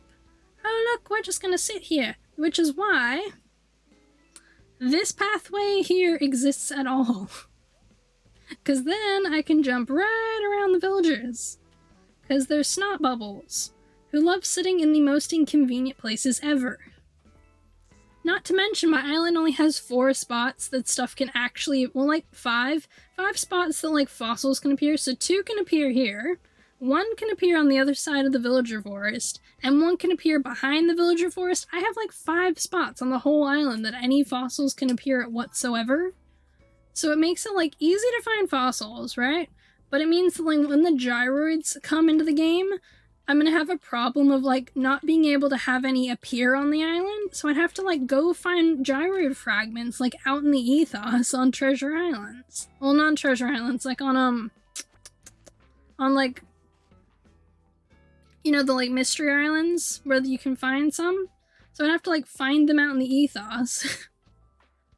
Not that that's a bad thing, it forced me to finally have to use Nook Mile tickets again, because I haven't used Nook Mile tickets in forever. I say this because I have all the amiibo cards, like all of them. So the reason I have so many amiibo cards is I only originally started with one amiibo. My dad, I told him that I wanted amiibo, right, for New Leaf, because at the time there was like that update for amiibo cards, like the Welcome Happy Home Amiibo Festival, and you could have like, they released like the RV series connected with the amiibo. And I was like, oh my god, I want it so much. My insides were just like, ooh, it's so cute. And I wanted like the amiibo figurines of this normal Animal Crossing villagers. My shovel. But, my shovel hates me. Regardless, I was just like, I am determined to like get amiibo cards. So my dad in his infinite wisdom told my mom this, and they bought me an amiibo, right? Get this, my first ever amiibo was a Smash Brothers amiibo for Fire Emblem. It's in fact right up here. They got me this one. This is a Fire Emblem amiibo for Smash, right? Absolutely worthless for Animal Crossing. But I love their enthusiasm. They were so excited. They gave it to me and they're like, oh my god, look at it, you got an amiibo for the game. And I was just like, I looked at it and I looked at them and I went, thank you. Now, I didn't own the Smash game that this connected to it at the time, by the way. I didn't play Smash. My first Smash I played was the one for, like, the GameCube, I think. But it was, at uni, so there was a club made at my university purely for the GameCube version of Smash. Like, the one on the, like, I think it was the one on the GameCube. It was, like, a box. So they had it, and I played it there. That was my first time playing Smash. I was almost trash fire. I played as Kirby, and I spent the whole time, like, floating up in the air being like, tee-hee, you can't reach me, tee-hee. And then they just, like, kapowed me from below and, like, blew me out of the nowhere. Regardless, it was fun. Still, didn't own Smash for the DS. And I didn't own Smash for, like, the Wii U. Didn't even own a Wii U, because my family thought the Wii U was just an extension of the Wii, like everyone's parents did, by the way. I don't know what Nintendo was thinking with that naming of it. They're like, it's the Wii U. It's the Wii for you. Was that what their thought was? Because everyone just thought it was, like, a bonus thing that cost, like, $400 for the Wii. And who in their right mind buys that for their child? Parents are not what you call big spenders for their children. You want to know why? Children break stuff. Kids break things. There's a reason people didn't want to buy Switches for their kids originally, was because they were like, oh, this tiny device with delicate, like, Joy-Cons that come off that can be thrown at your kid brother if he, like, messes with your game. I could just see it right now, like, ka-thunk, whack! Haha! Got him! I can, like, see it in my mind. Parents didn't want to buy it, and it also cost, like, $300. Whereas, the DS is just a solid block system, which, yes, can also be chucked at your brother. Don't get me wrong, can still be, like, thrown across a room. But, right? It's the entire system. And also, it only cost, like, what? You could get them pretty cheap. They started to get a lot cheaper. You could get some of them pre-owned for like $100, and they came in deals with like 2 games, right? So they were entirely different. It was a whole different entity. That guy got fired. I hope he did, because whoever's brainchild that was, they deserve to get fired, right? It's the same brainchild. Okay, so my old university, they decided to change from a trimester system to like, well, like a semester system to a trimester system. So they went from having 2 terms to like, and then a holiday period to 3 terms, and then a minor holiday period, right? So what they did was they took 2 weeks of, like, content from each of the weeks, like, of each semester, like, term, gave it to the 3rd term, right? Took out 2 weeks of holiday from in between semester 1 and 2, and took out one of the, like, weeks of holiday in between each semester, or, like, they took out a bunch of weeks of holiday, and then they gave it all to, like, the final semester, right? Now, as someone who's a languages student, they also decided, in their infinite wisdom, to shove all of the assessment for every single language student into the study break before exam block. So that's right, all these kids, I was not the only one, a lot of the language students and linguistics students did multiple languages. Because in fact, one of the minors for the linguistics degree was to do another language. So all these people were doing like 2 to 4 assessment in like the study break before all the final exams, right? Instead of in the exam block with all their other exams to get an actual week of study break before all of that bullshit. No, so they were just like, how, like, great, cool, we're just gonna like, and everyone burned out. I knew people who did like random nonsense courses that year just to graduate. They're like, we don't care, we just will do anything, let us out. All these students left, not to mention because they changed when the enrollment times were, because they had to change when the semesters started. When we started our 2nd semester, it was almost a ghost town. There were so many people who there was no new students, almost no new students. All the international students couldn't apply for the university because they were at a different time for their grades being given out. There was all these things that went wrong, and as a result, majors got dropped, people got fired. The guy who suggested that, 3 days after he suggested it, he quit the university. That feels on the same level as the Wii U's marketing plan. Same level. You heard that what happened to that guy was pretty brutal? I mean, he got fired, but they, like, ruined his life. Yeah.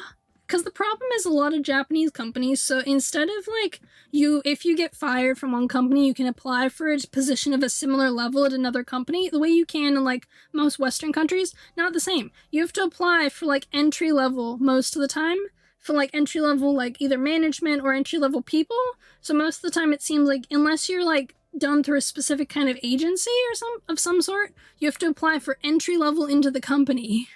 So if you get fired and you're 50 and you're like a manager of a high up in the company, you have to apply and enter in like entry level.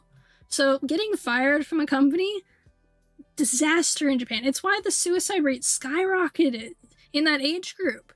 Like one of the reasons, not the main, but one of them, until they actually started telling people that their families would have to pay for the damage to like whatever they did. So they had to find ways to like not do it without causing public damage.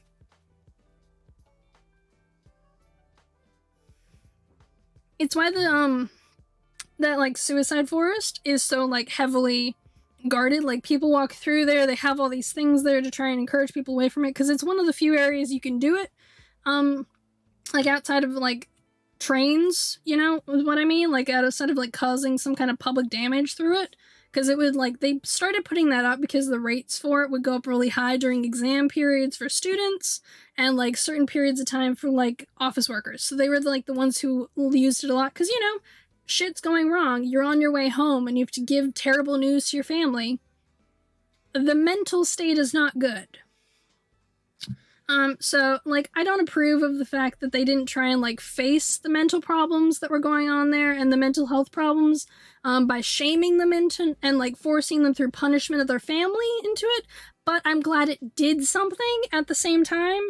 So, like, the problem I have with Japan is even though they're so far ahead with certain things, like technology, like the fact that you can, you know, like, energy power can power, like, billboards in Tokyo, and, like, the fact that different train stations have different sounds for blind people, so they know where they are in the main center of certain towns. And then in comparison, you have stuff that feels like it's out of, like, the 1960s, or 1950s, and, like, so backward socially. Just, like, complete opposites. It baffles me. But yeah, my parents bought me this as my Animal Crossing amiibo. I still love them for it. I still have it. I've preserved it all this time. So I appreciate, and I now have other Smash Amiibo, like, up here, because I've tried to collect all of them. I have all but 40 of them.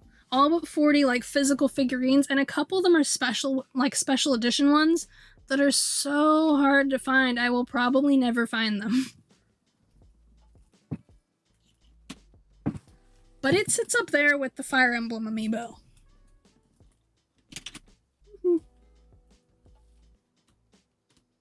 Stay. Okay. In comparison, my Animal Crossing Amiibo is down here. So I have the books for series 1 to 4 with all of them in it, and then I have a card box, you know, for like Pokemon cards with all of the RV series Amiibo cards in it.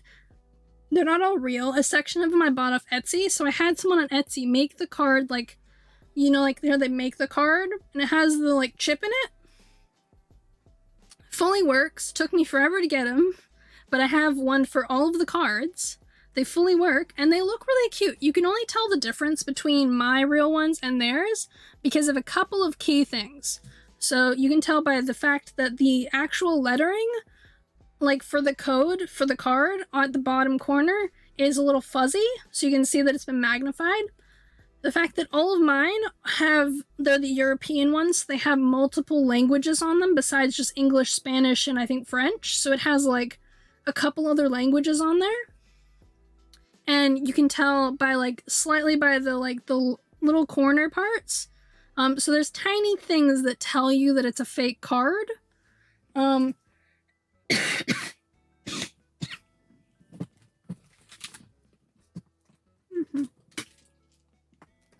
think this is them. Yeah, this is them. So you can tell by like tiny little things in the card.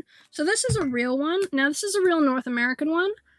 So it's very like, you can't really tell by it too much in that. It's a little blurry, but it has like clear lettering in the corners and clear numbering, right? Then in comparison, you have this one, Piper, which is a fake, right? I had it made from Etsy, and the lettering in the numbers down here in the corner, they are less clear. Not to mention there's a tiny gradient across the card that tells you it's not real. So there's a slight difference in the lines across the card. Not to mention it's a little more zoomed in, like the edges of it had to be cut off. And on the back, there's a minor difference in the like the look of it with like the graphic. That's it. Those are the only differences between the two. So they're really good quality, the ones I got off Etsy. Sorry. It's like I'm randomly coughing. It's like it's the change in the weather. It does it to me every single year. So yeah. I've got like 10 real ones and the rest of the RV series are fake. There's only 50 in the series, which is why I'm still like, why didn't they just put these ones in with the Series 5 cards and like put them all together as like a full series together? I don't understand it. That's a question to ask Nintendo. It's above my pay grade. But as a result, those are in fact among the rarest cards, followed by the ones out of the Japanese magazine from Japan, and the, what's the other one? So the Japanese magazine in Japan, and the ones from the Amiibo Festival, because no one bought Amiibo Festival, because the game, like, I've been told the game is good, right? But in order to play it, right, you have to have a Wii U, which all circles back to the problem of the Wii U sucks. Like, not as a system, but as a marketing subject. Like, it's as on the same scale as the PlayStation 3 and Xbox over the past, like, 10 years. It's on the same, like, scale. No, like, it depends on what year you're looking at, but it's on the same scale. PlayStation, I'm still convinced the PlayStation 5 is like the PlayStation 3 all over again. They did not learn. PlayStation truly learned nothing from the PlayStation 3, because they're pricing the PlayStation 3 the same way the PlayStation 5, I mean. They're pricing it the same way they did the PlayStation 3, really high, and the games all really high, and they're making all the games really expensive, right? So they're doing all that around the time of a pandemic when so many people have lost their jobs, can't afford it, and scalpers are taking all the systems. Now, the PlayStation 3 did not have the same scalping problem, but it came out right around the same time as the like crash of the the economic crash around 2008, where like everyone lost their homes and went homeless. It was right around the same time period. What were they thinking? It was like 2 years before that happened that the system came out. I know, because we went to the US in 2007 and we got a PlayStation 3 then. Like what? You have a Wii U, a PlayStation 3, and a 5. Well, you are in fact, good sir, an anomaly. You're an anomaly, but I expect a lot of like true gamers to be an anomaly. A lot of them will buy these systems even if there's problems with it, even if there's disasters in marketing, because they're like, we must have the latest games. We must achieve glory of the games. They're still like that. They still do that. And so like, you know, I can appreciate. But the average human being will look at like a system, because the PlayStation 3 was like $400 or something, $400 or $500 back in 2007, which was a lot for a system. It's not a lot now, but it was a lot for a system then, right? In Australia, the physical version for the PlayStation 5, not the digital one, the physical one, is $750. Let it sink in. $750 for a thing without like the system, like without any games, without like any accessories, without a second controller, nothing. The actual system itself, all on its own, $750. And you can't even find it. They're telling us we're not going to be able to get like stock of it until like 2024 or something stupid like that, because of the chip shortage and like scammers and like the scalpers. I'm like, I believe you. So like, the controllers are $110, the games are $125, right? Like, the average Sony game is $125 for the PlayStation 5, right? Here in Australia. This is not globally here. The controllers are $110, the system is $750. Okay, so imagine, for instance, you're a parent, right? And you're like, oh, I'm gonna give my kid the PlayStation 5 because they've been thinking about it for years, right? Because they're really interested. And then you see, oh yeah, they want the system, a game, and, you know, like, we'll get them 2 games, right? And, like, the system. Because, you know, you don't want to run them out of, like, 1 game. Because most games, like, they're not too expensive. Like, they have a Switch. And so you'll look at that, right? You see that in your eyes, and you're like, oh, each game's $125 and the system's $750? Are you joking? What? Someone's snorting something somewhere, right? It's like $900 when you put it all together. No, that's $1,000. That is $1,000. I know people buy the iPhone for $1,000, right? Because there's crazy humans out there who can just afford to, like, throw the cash. But, like... oh, no. You think you paid $500 or $600 for the PlayStation 3? It was a 660 gig.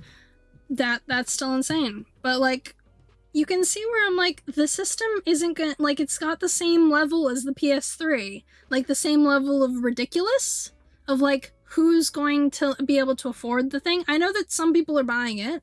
Some people have achieved the glory of purchasing the system. But most of the people I know who own it are, like, they're intense gamers who've played gaming their entire grown life and childhood, who've been gamers since, like, the early 90s, who happened to, like, be up at the crack of dawn when the thing got released and just, like, hit the button faster than the bots could hit with their code.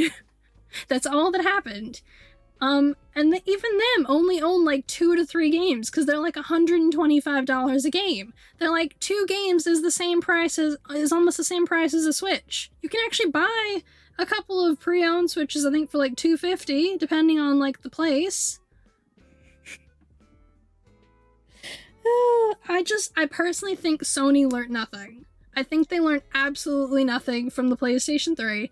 At least the Nintendo seems to have learned something from the Wii U. They, like, named it something entirely different. They actually came out and said the Wii U taught us, like, a lesson around, like, failure and, like, marketing tactics and, like, all these other things. So it actually taught them something, right? You'd think Sony would have remembered the PlayStation 3 better. You think they would have.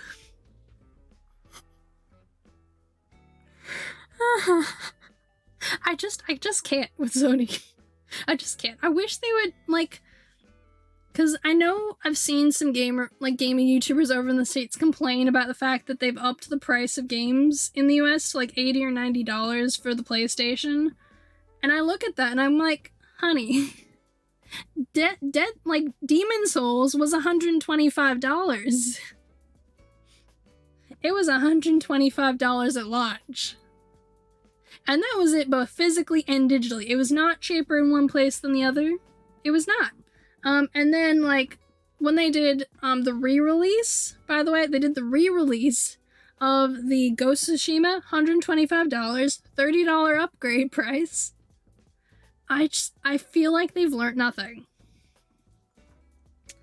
Regardless of that, my Animal Crossing amiibo is over here. Because I hide it a little bit. Because it's my, like, child. So, I have one of the, like, rare winter Isabelle amiibo. So I have all my Isabelles over here. I have all the, like, physical figurine ones hidden down here. So I managed to score one of all of them, because the thing is, before New Horizons came out, a bunch of these figurines were going for really cheap, so I got some of them for, like, $4. And I got the Welcome Home Amiibo game for, like, $9. And I was like, excellent. I got them all for really cheap. And then in comparison, I had to buy, like, the Lugia, like, Pokemon Smash one for, like... I don't even want to talk about that one. That one hurts my soul. I don't know why I did it this way, but I think it's because of these flowers. So, yeah. The place, apparently... Apparently you've learned nothing too. The PS3 is a gift though. Yeah, so my dad, we got a PlayStation 3 in the US because he convinced my mom at the time that it was the best system ever, that he was going to get all this use out of it. And that there was going to be a ton of great games, and that the price was worth it. In case you're wondering, that went that went away. My dad kind of used the system, kinda. We have, like, I have more games for the PlayStation 3 that I bought in the past 5 years, I want to say, than my dad has for the PlayStation 3 overall. In fact, most of his PlayStation 3 and PlayStation 4 games, I bought him. Because he's a little bad at picking games, and I'm just like, I wanted to get him some games that he might enjoy. And his prerequisite, by the way, for picking games out was, they have to have guns, no story, because he doesn't like story, and they have to have, like, because he didn't want any plot. He repeatedly complained about games with plot. He was not a fan. One moment, my mother wants to talk to me.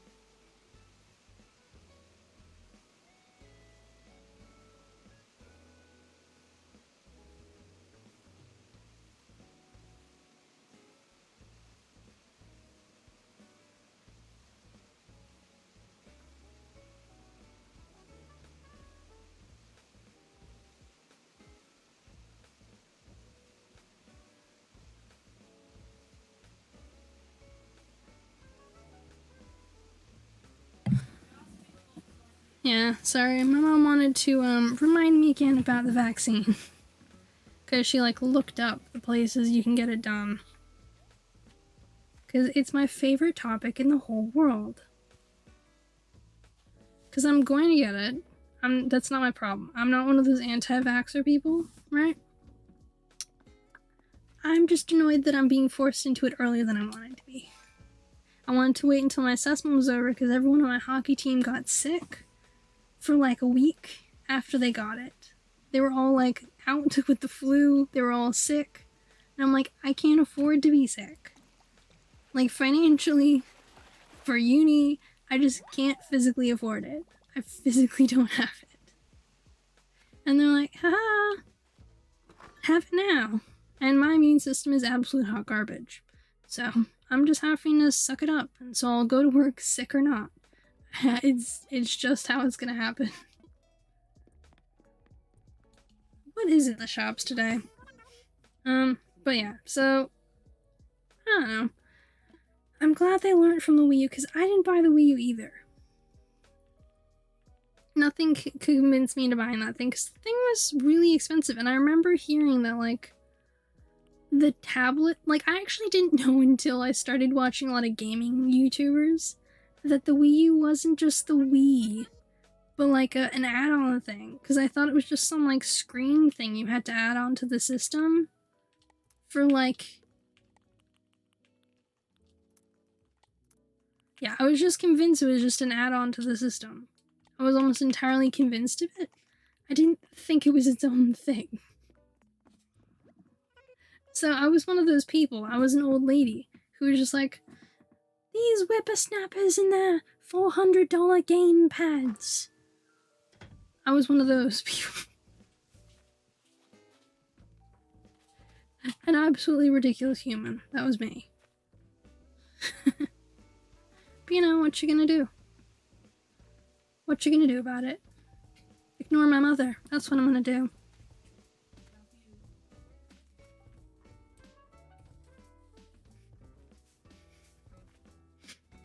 Because she's going to bed, which is her right to do so. It just drives me nuts.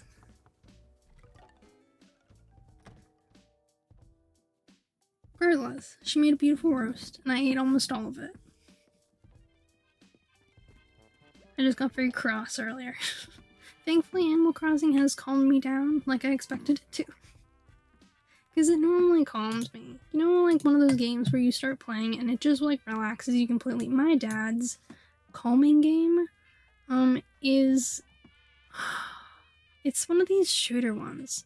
He gets so mad and he screams a lot, but it's definitely his like game of calming. It's the thing that like brings him zen. One moment.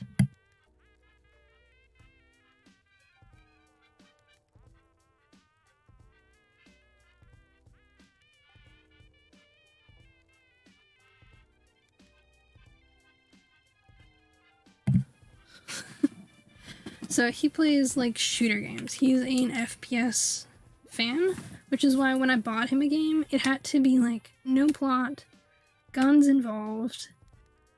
So you can imagine how many games fall into that category. Not a lot. And the thing is, he doesn't have like PlayStation Online, so he can't play online with other humans, right? He has no inclination to play online with other humans.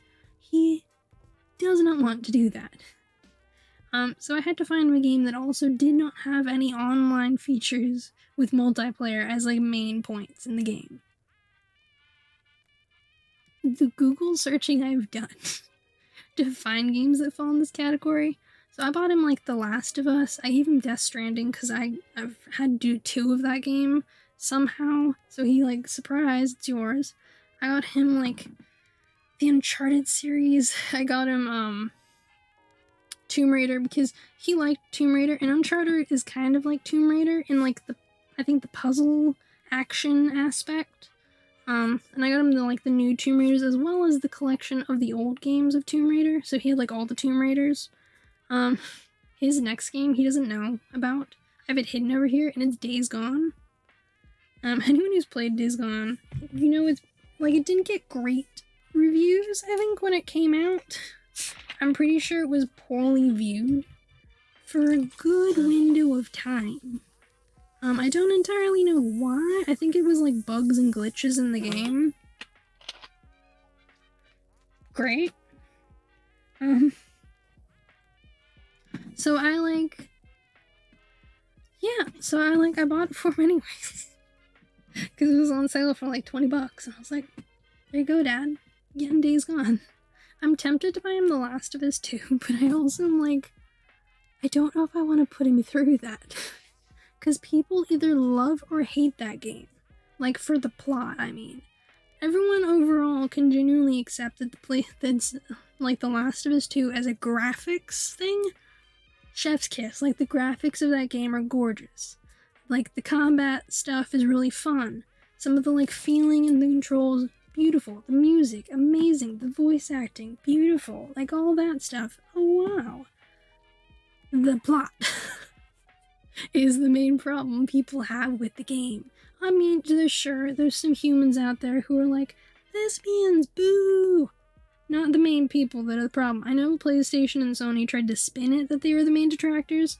Not, in fact, the main detractors. The main detractors were people who were like, these are the problems we have with the plot. Here's why. And here's the way it should have gone. And why did you tell us what the game could have been? And we think that the development process and the problems with development are, in fact, the reasons why the story went this way.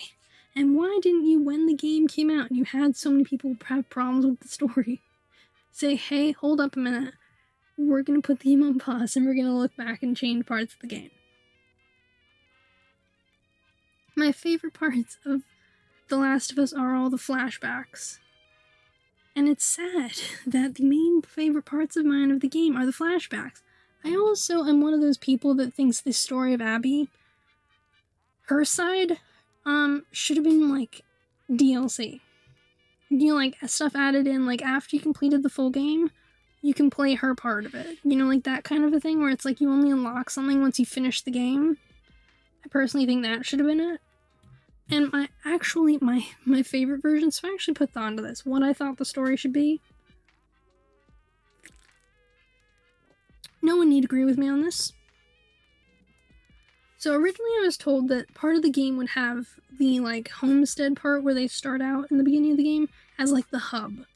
Like, the hub for a bunch of missions and story stuff for the first part of the game, right? And the second half would be in Seattle, right? Instead of, like, Abby and Ellie. So the first half, so my personal thought would be, hey, Abby rocks up in town. Her and Ellie become friends through working together, doing missions together. They, like, get along like a house on fire. They get on really well, become good friends. And then Abby's friends show up, and Abby, with her friends, kills Joel on a mission when they're out together. Ellie, betrayed. Has no idea why Abby's done this. So upset, wants answers and wants revenge on the other people who killed Joel. Follows them to Seattle, right? Follows them to Seattle. And during this time, it gives you a chance to get to know the dynamics of all the characters, the relationships of all the characters, like in the first part. Get to know the side characters more, like Jesse, you know, so they're not just a flash in the pan of like, oh no, someone died. You actually get to know the characters. Then you have a period right before, like, when Ellie appears in Seattle. Like, you get to Seattle as Ellie, right? Or, like, just before you leave for Seattle. And you have a part with Abby where you see part of Abby's story. And, like, the dynamics of Abby back in Seattle with her friends. You have that. And then you split back to Ellie. Have the Ellie stuff in Seattle, right? And then do the part with Abby with, like, meeting those other people and, like, the burning of everything, all the rest of the story, right? And then, afterwards, after that's all done, you unlock Abby's story, where you can see the full motivations and everything that went into why Abby did what she did. Take it, leave it, your opinions. Feel free to say, oh no, that sounds terrible. But that's my personal preference. I would have loved that. That would have been awesome. You know? It would have been so cool. I mean, the first part didn't have to be long. It could have been a couple hours, maybe. You know, like the introduction part. You know? Because normally the intro part is like 5 hours, maybe. Like the intro of The Last of Us was 5 hours before, like, the bad stuff. So essentially, you could have done like 5 hours of intro, like missions, blah blah stuff in the homestead, getting to know everyone, developing relationships, stuff like that. Maybe make it 6. Then you could have had the bad shit that was the beginning of the movie. Then have the rest of what I said. Because the problem I have is I know that, like, Joel would get soft, like, living in, like, this place.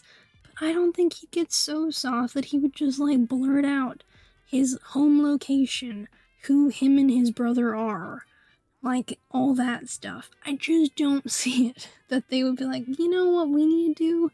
We need to, like, just share to these randos we've just met where we live. And, like, like, stuff like that. Like, it just doesn't, because the thing is, you don't know who these people are. You don't know them. They could be bandits. They could be anyone. They could be people who are just gonna, like, wait for people to leave the homestead looking for them and kill them off one at a time. They could be people who just break into a part, use you as, like, hostage for supplies, and leave. You have no idea who they are. You don't tell people, especially that many people, who you are. You make up a name. You lie. You say you're just traveling through people. Anything else. Because he just stumbled upon you. It was just luck. Sure, Ellie showing up and saying, "Hey Joel," would have screwed things over, right? Okay, probably would have. But no one knows Ellie either. No one really saw her. I'm mystified. I'm absolutely mystified by the dumbassery of Joel during that window.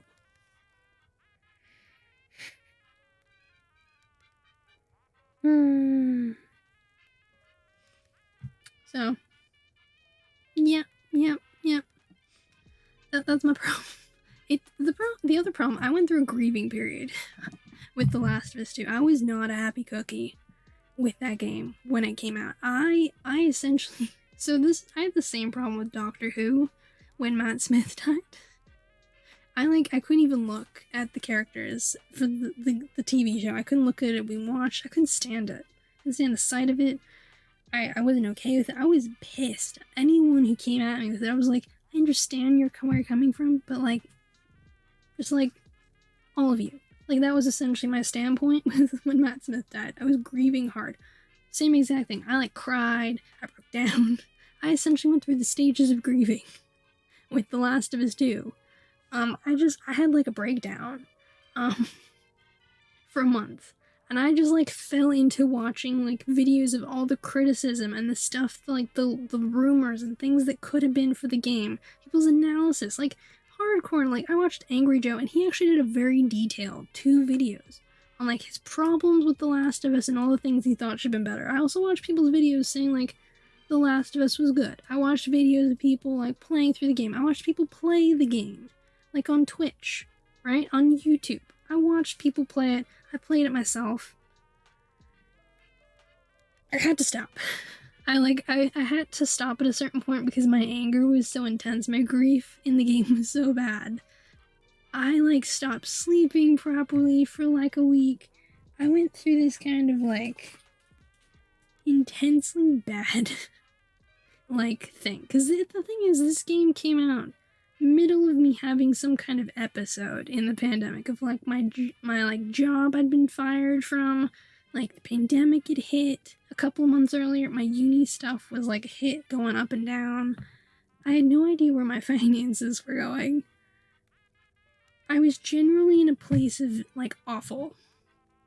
And this game came out. A game I'd been excited for. A game I bought, like, the minor special edition for, of, like, it had some cool extra DLC stuff. And, like, a steel case. And so I bought that version.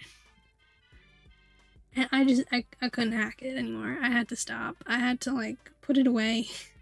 I haven't picked it up since. I may eventually play it again. In fact, if someone ever got 100,000 points,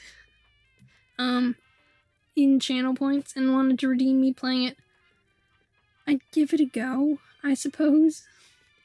Probably not. I should probably add it to my list of games I'm never playing again ever. But I couldn't handle it. There's very few games that I've had this like visceral reaction to that I just had to stop. And it's one of them. There's only, I think there's probably only one other game I've had this kind of a reaction to, and that was Celeste. Celeste did not go down well with me. I was playing through the game, but I was just hitting a wall of, like, I had no idea what it wanted me to do. I was so frustrated. I had no idea what it was doing. I couldn't figure out the button controls. Couldn't figure out how I was supposed to get anywhere in the game. I was constantly down. I was at like 300 deaths. I started to get so upset, I started to just walk myself off the platform to my demise. I just started repeatedly walking myself to my death in the game. And just like face on the table listening to my character dying over and over and over again. Cause I was so upset. It wasn't even just mad, it was just like frustration combined with like sadness combined with like desperation. I actually screamed at the game, like, why? What the hell do you want from me? I've raged at a couple games in the interim, like Hollow Knight I raged at a couple other ones, but Celeste was something different. Like, I had to go lay down. I had to sleep through a whole day. I cried. I was hit by some like depressive episode. And I had to stop.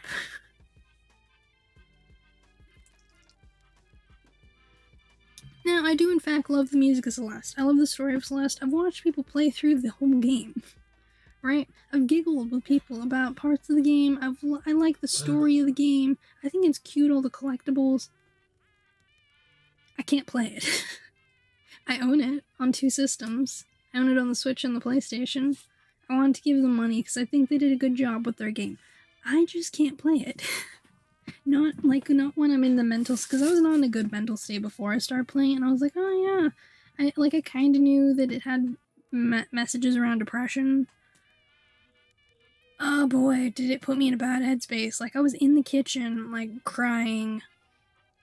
Had to lay down. Like, I fell asleep on the floor for like 2 hours. And then woke up with the controller still in my hand, with the game still on playing, and I was like, I gotta go. So I stopped. I haven't been back to Celeste. I don't have a problem with the game. I don't have a problem with the company. And I had to stop. I was not in the right headspace to play a game like Celeste.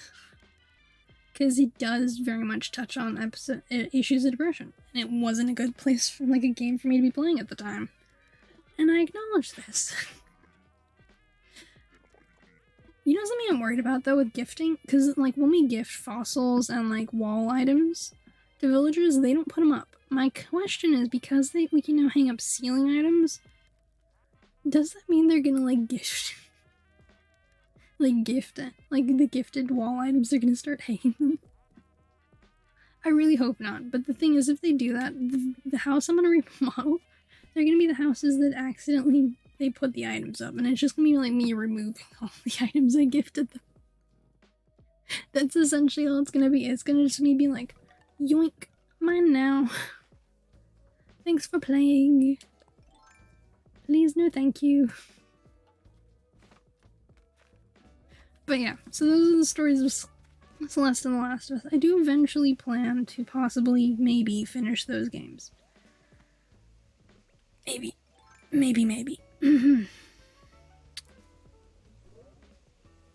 Because I do know that they are good games, and like they're well received. They've had a lot of work done into them. The people who made them are very proud of what they've done, and they should be. They rightfully should be. I just don't know if I'm like the person to play them, you know? You know, like some games you just know you can't handle, you're not gonna enjoy, like they aren't for you. Like someone, like I'm not an FPS person most of the time. I've played a couple games that are in the FPS genre, but they weren't like blood and gore FPS, they're like Splatoon 2. So it was still an FPS, but it was like a different kind of FPS, you know? So, I don't know. It was just like something I had to come to a like greater peace with and be like, you probably should never play this game again ever.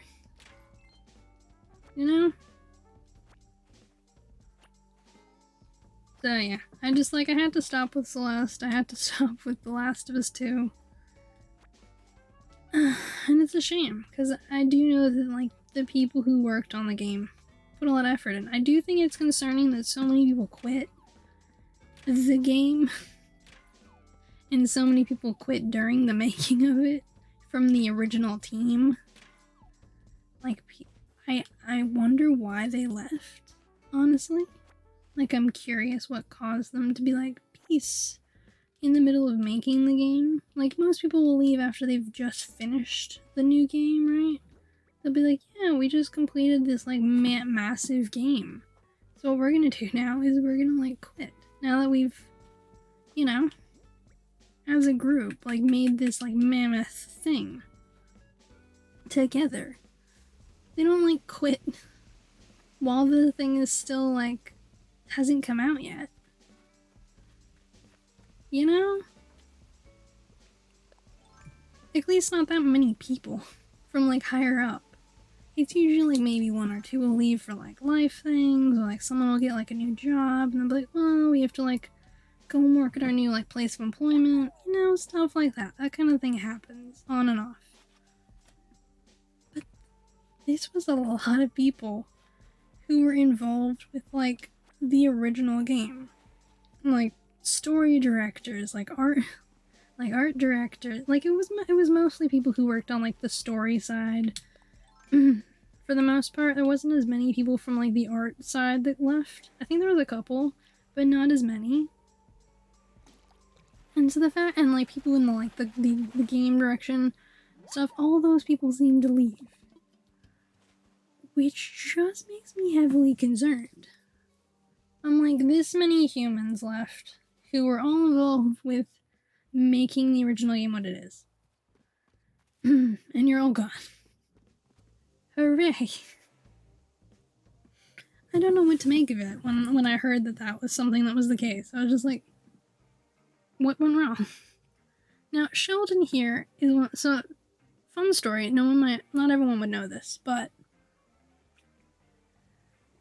because I have every Amiibo card so far, we'll wait for Series 5. I am slowly working my way through getting every single villager photo in the game. Now, I'm placing all of them in Emma's basement, and I'm cycling them out as more villagers. Like, the fact that we get more storage now, amazing, because I needed so much more storage for all the villager photos. Regardless of this, I needed all the villager photos. I'm determined to get them all. Every single one. I'm dead set, it's gonna happen. I want them all. Like Pokemon. Now, I went to a treasure island and got picked up a bunch of photos and posters for the new villagers, like the ones that are in the Series 5 set that are in the game. I picked those up because I was like, I'm never gonna get these.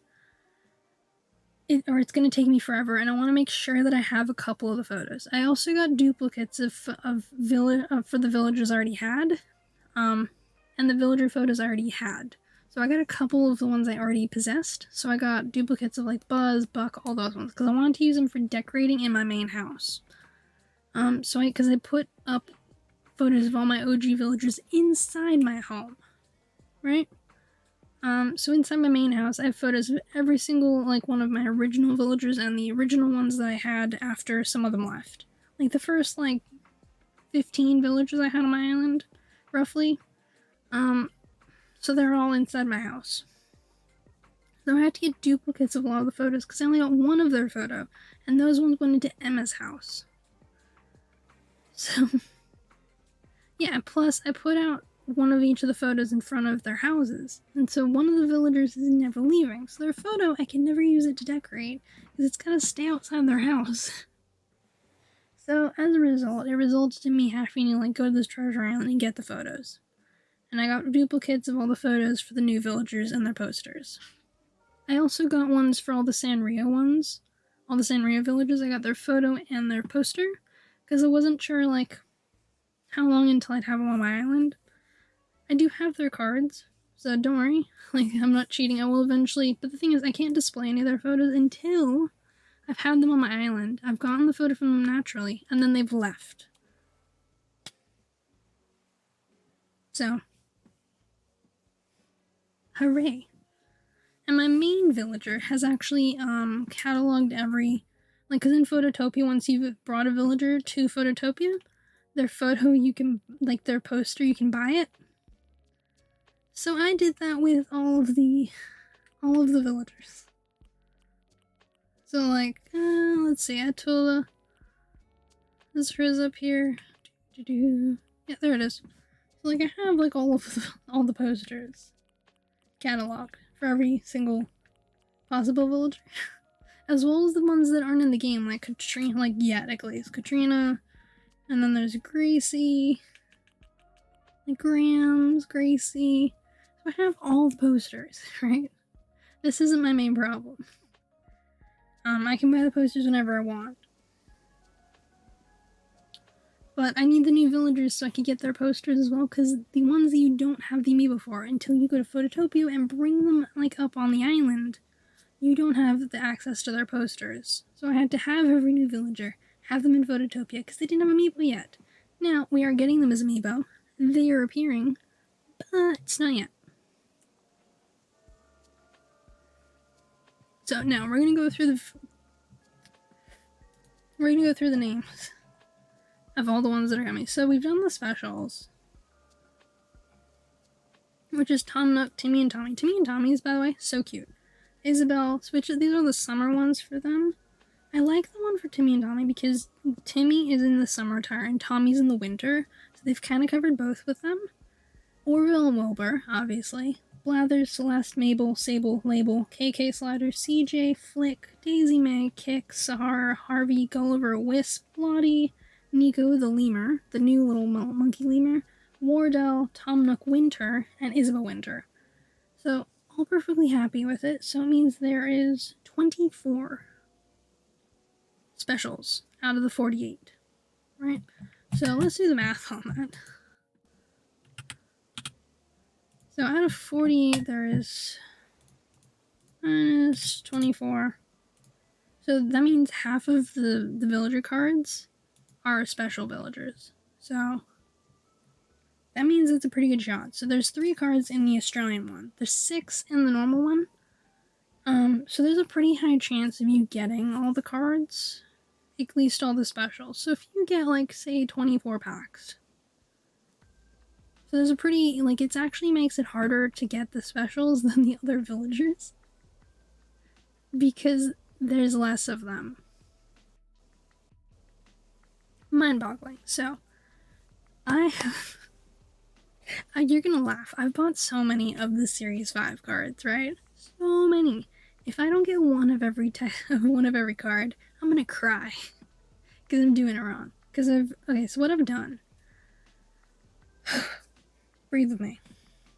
I have friends, my best friend, my boyfriend, my mom, myself, and I'm getting my dad. We're all buying myself 5 packs of the cards, which means that's 35 packs.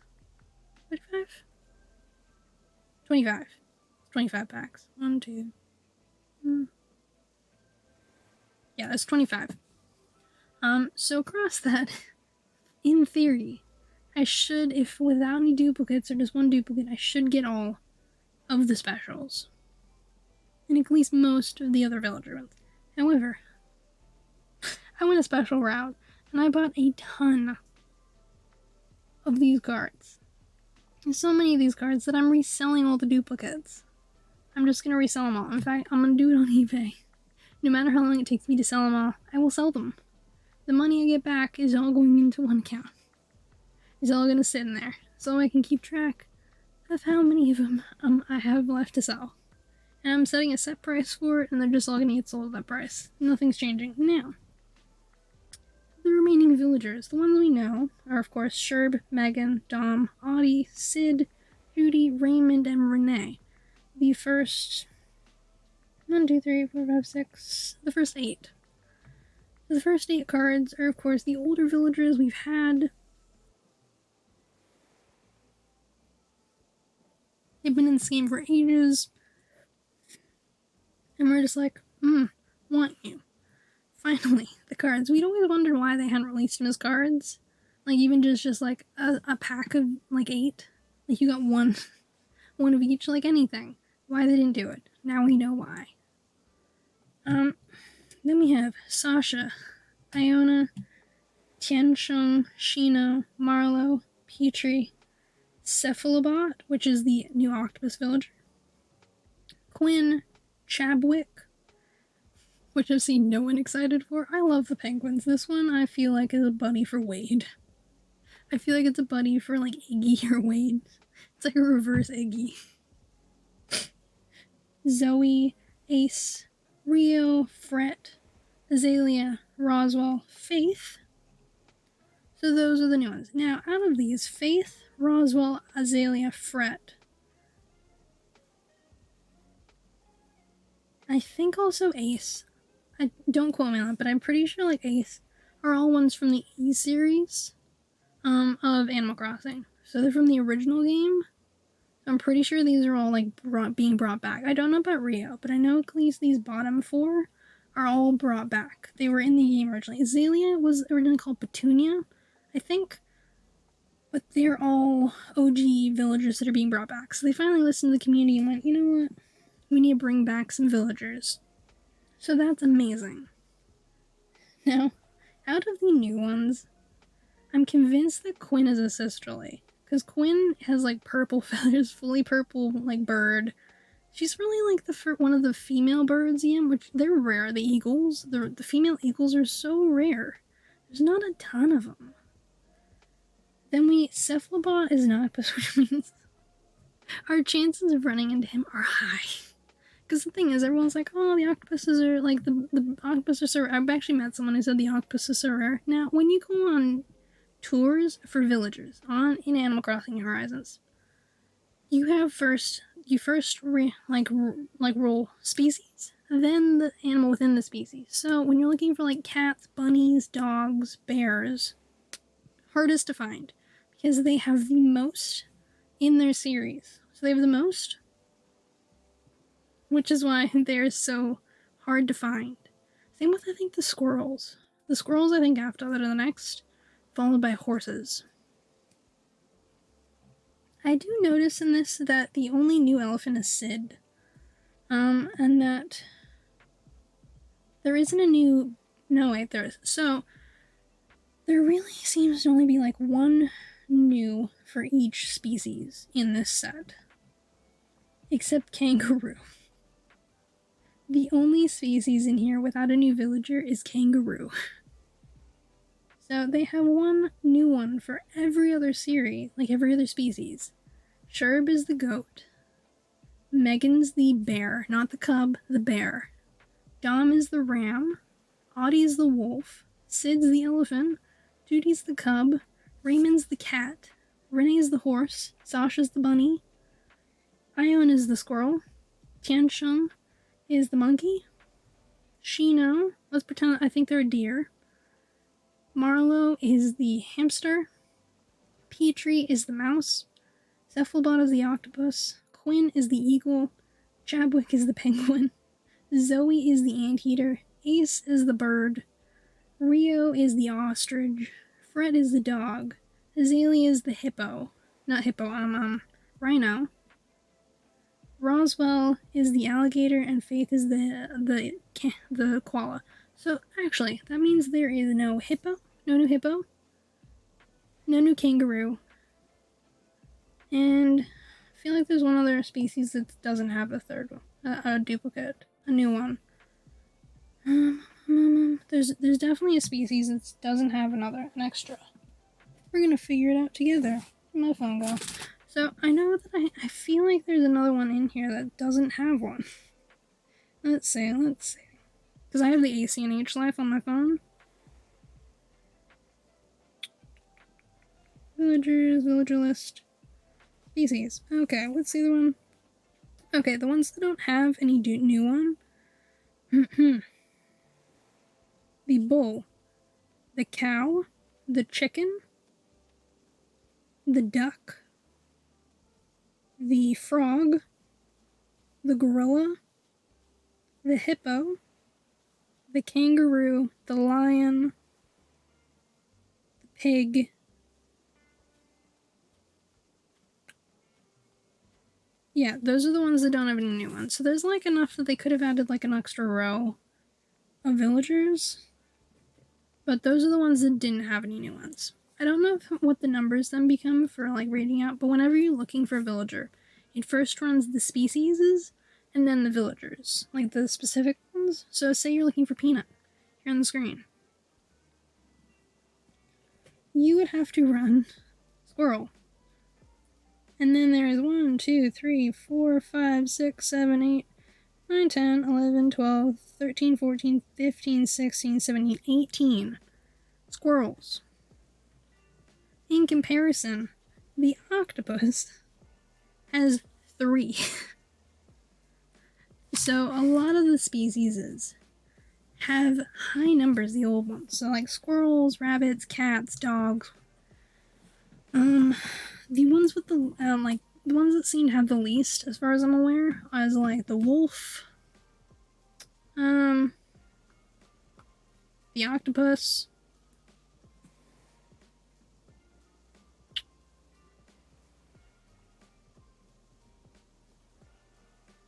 and I think the koala. I think they're the ones with the least.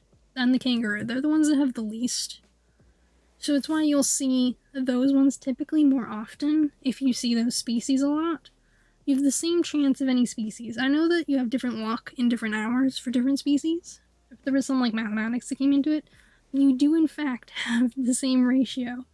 Like it's a different ratio for every villager. So a lot of the older species is so much harder to find. I was watching someone villager hunt, they were telling me like the octopus is so hard to find, and I'm like, it's not. They may just be rolling well in their RNG and not seeing the octopus, but the actual octopi themselves, once you find the species, you have a 1 in 3 chance of getting the one you want. So if you want octopus, any of them, the odds are in your favor. More than for any other species. If you want any of the other ones, you're minorly screwed. Not like majorly, like minorly.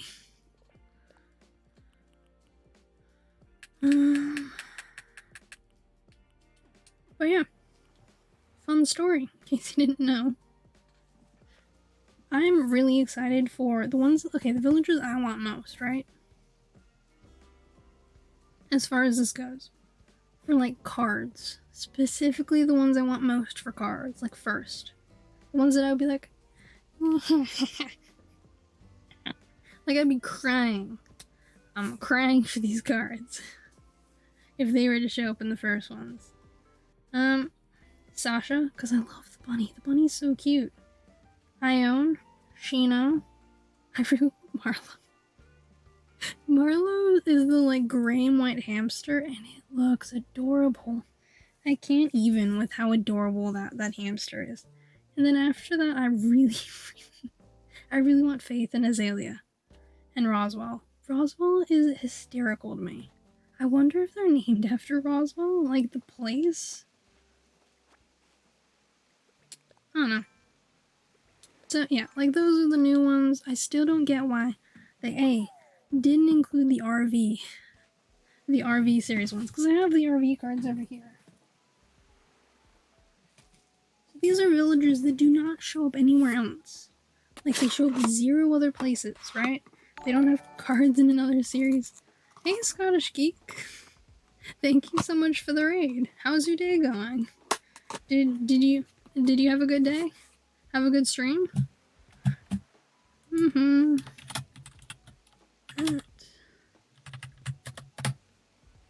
Oh, so you were also playing Animal Crossing. Well, hello, fellow Animal Crossing player. I hope you're having a great Animal Crossing day. I don't know what you're getting up to, but I hope it was something fun. I'm just doing dailies. So it's nothing like super exciting. It's exciting enough. You know? Thank you for the follow, Dewberry Woozit.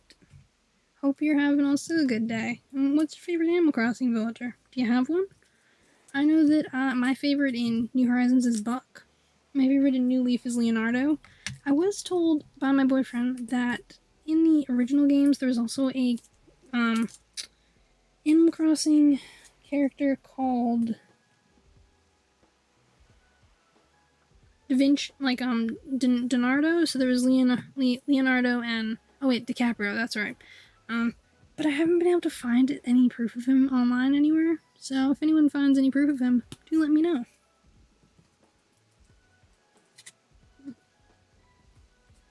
But yeah, so I was just gonna walk people through all the RV ones that I really think should have been given cards. Because I don't understand why they weren't. You love Bertha? Excellent. Bertha's a great villager. Do you have any of the, like, new villagers for the new amiibo cards? The ones that are coming out that you would want on your island? Because I have a couple that I really want on my island. Like, I want Marlo and Faith. Faith is so cute. And I'm still baffled as to why they don't include these RV cards inside it. Because they have, like, none of these ones have cards in the other series. I know because I have all the cards. And these were all new villagers that don't have other cards, so people have to just buy Etsy copies of these cards, because you can't get them any other way. You physically can't. So it's like Vivian, Hopkins, there's June, Piper, Paolo, Hornsby, Stella, Tybalt, Huck, Sylvana, Boris, Wade, Carrie, Ketchup, Rex, Stu, Ursula, Jacob, Maddie, Billy, Boyd, Biddy, Maggie, Murphy, Plucky, Sandy, Claude. Then we have Rattle, Julia, Louie, Bea, Admiral, Ellie, Boots, Weber, Candy, Leopold, Spike, Cashmere, Tad, Norma, Gonza, Sprocket, Snooty, Olive, Dobby, Buzz, Cleo, Ike, and Tasha. None of these villagers have cards in any of the other series. And yet Nintendo is just like, haha, 48 series cards. You love hamsters, so ideally would love an island full of hamsters. So I'm tempted by the new hamster. Not sure his name. His name, because I have the page up here, is Marlo. Doesn't he? I'm convinced that he must be named after, like, Ebenezer Scrooge's, like people that he worked with, you know, because he was like, who was the person Ebenezer Scrooge work partner? Jacob Marley. So I'm convinced it's like some kind of connection, because like Jacob Marley, Marlo, he's kind of gray, he's dressed in a formal suit, like he's gone to a funeral. I don't know. The connection feels like it's there. It honestly feels like a connection. Call me crazy, but I feel like there's a connection brewing. But the hamsters are pretty great. I have Soleil on my island, who I've been told is a Karen. Every time I had someone come to my island and, like, essentially rack on Soleil for, like, a couple of hours. It was a good couple hours of them being like, Soleil is awful, look at that hair. There's such a Karen. And I'm like, but she's been so nice to me. So I've had her. She was my original Snooty. I haven't had another Snooty. She's my only Snooty. And she's been so nice to me this whole time I've had her. She's always lovely and caring. And she, like, gave me a bunch of photos. And I've had people complain nonstop to me about ones like Judy, who's supposed to be like this innocent thing. And I'm like, well, what you needed was a Soleil. Because the thing is, unlike a lot of the others who are like overly cheerful all the time, Soleil is not. She's got like a bit of pep. She's got a bit of snappiness to her. You know? You have Apple, Hamlet, and Hamfrey ever. I think she was worse in the last game. Yeah. So my least favorite villager of all time is Muffy. And the reason why, because I know I've told this story before, I'm going to tell it again. when I was in New Leaf, I had a friend who had Muffy on their island. They'd been sending them these mean letters for ages, like months. They'd been trying to get rid of her. Finally, she left. I happened to have a villager leave, and my next villager who arrived on my island was Muffy. My friend just started laughing at me. Thing is, a couple of days into me getting her, she started showing me these mean, awful letters. She started, like, using her really mean catchphrase. She made all my other villagers cry. She told me all the time I looked awful. She was always nasty. Always mean. It wasn't, like, I don't know if it was intentional, but she made me so upset. And she took out my apple orchard in the process. My favorite place on the island, she completely ruined it. And I was so mad and upset, and at the time, Animal Crossing is still my life, and it was my life then, and I carried it everywhere with me. Still do. Nothing's changed. But my friend didn't help in the fact that she would giggle about it in class all the time. Made me so mad. Then me and this friend stopped being friends. We had a falling out. Because we were on a group assignment together, and they didn't put the work in. And I did. And my grade was brought down, and I had to repeat the class, because my grade depended on that final exam that we were partners in. She's a purple ram. She's a purple and black ram. She's that gothic sheep. Now, I'll acknowledge that some people love her and are like, oh my god, we want her so much. I've seen people with, like, Halloween-themed islands who have her, and they're like, she's the best thing ever. Because the thing is, the characters with the most personality in this New Horizons game seem to be the Sisterlies, the Snooties, and the Crankies. And I've always loved the Crankies and the Jocks. Always have. Always will. You've seen a picture? Yeah. Yeah, a lot of people have, like, seen her around. She's like the gothic sheep. Now, I will acknowledge that my story is probably an anomaly, but I've met people who've had villagers from GameCube make them cry. Like, the villagers used to be so mean, but they had so much more personality. So I've known people who've gone back, played the GameCube version, played this one, and been like, where did the personality go? I'm like, who knows? It went somewhere. So essentially, what the lesson in this all is that, albeit I do love the graphics of this game, I love the designing in this game, I love a lot of the content, and I'm very hype for the DLC and the expansion, like the paid DLC, all of it. I'm getting all of it. And I'm excited for the amiibo.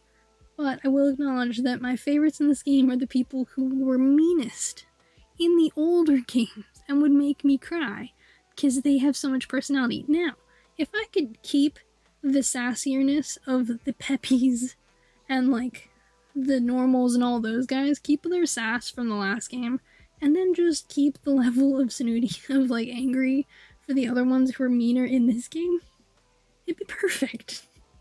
It would be absolutely perfect, because the other villagers just need to be a little nicer, and the other ones needed to get some meanness back in them. Because it's just not working. I can't say enough for the fact that these villagers just don't have enough personality. Now, don't get me wrong, they're adorable, but I can't blame people who are like, yeah, I have 5 normals on my island, and then they're like, I'm so bored of them. And I'm like, really? You're bored of the normals and their bland personalities? Shock. Because the thing is, something most people don't know is every villager personality type has 2 types within it. So in fact, if you get all villagers of the same type, so there's type A and B within type every personality. So if you have all type A of one personality type and you don't have a type B at all, you're going to get the exact same dialogue for all of them. They're all going to tell you the same thing. I had Pate and Peanut. They're both the same type of Peppy. I get the same the same vocabulary, like the same everything from them. Now, in comparison, Sheldon and Buck are 2 separate typings of Jock. So I get different dialogue from the 2 of them. I have Kurt and Buzz, and they're different types of Cranky. And then I had Bob, and I used to have Weber, and now they have some dialogue that's the same, but most of it is different. So they are 2 separate, I think there's 2 separate types, but they could be the same one, and they've just added in dialogue. Not to mention, I've frozen my period of the year because I'm like trying to do stuff and I'm trying to work my way slowly forward.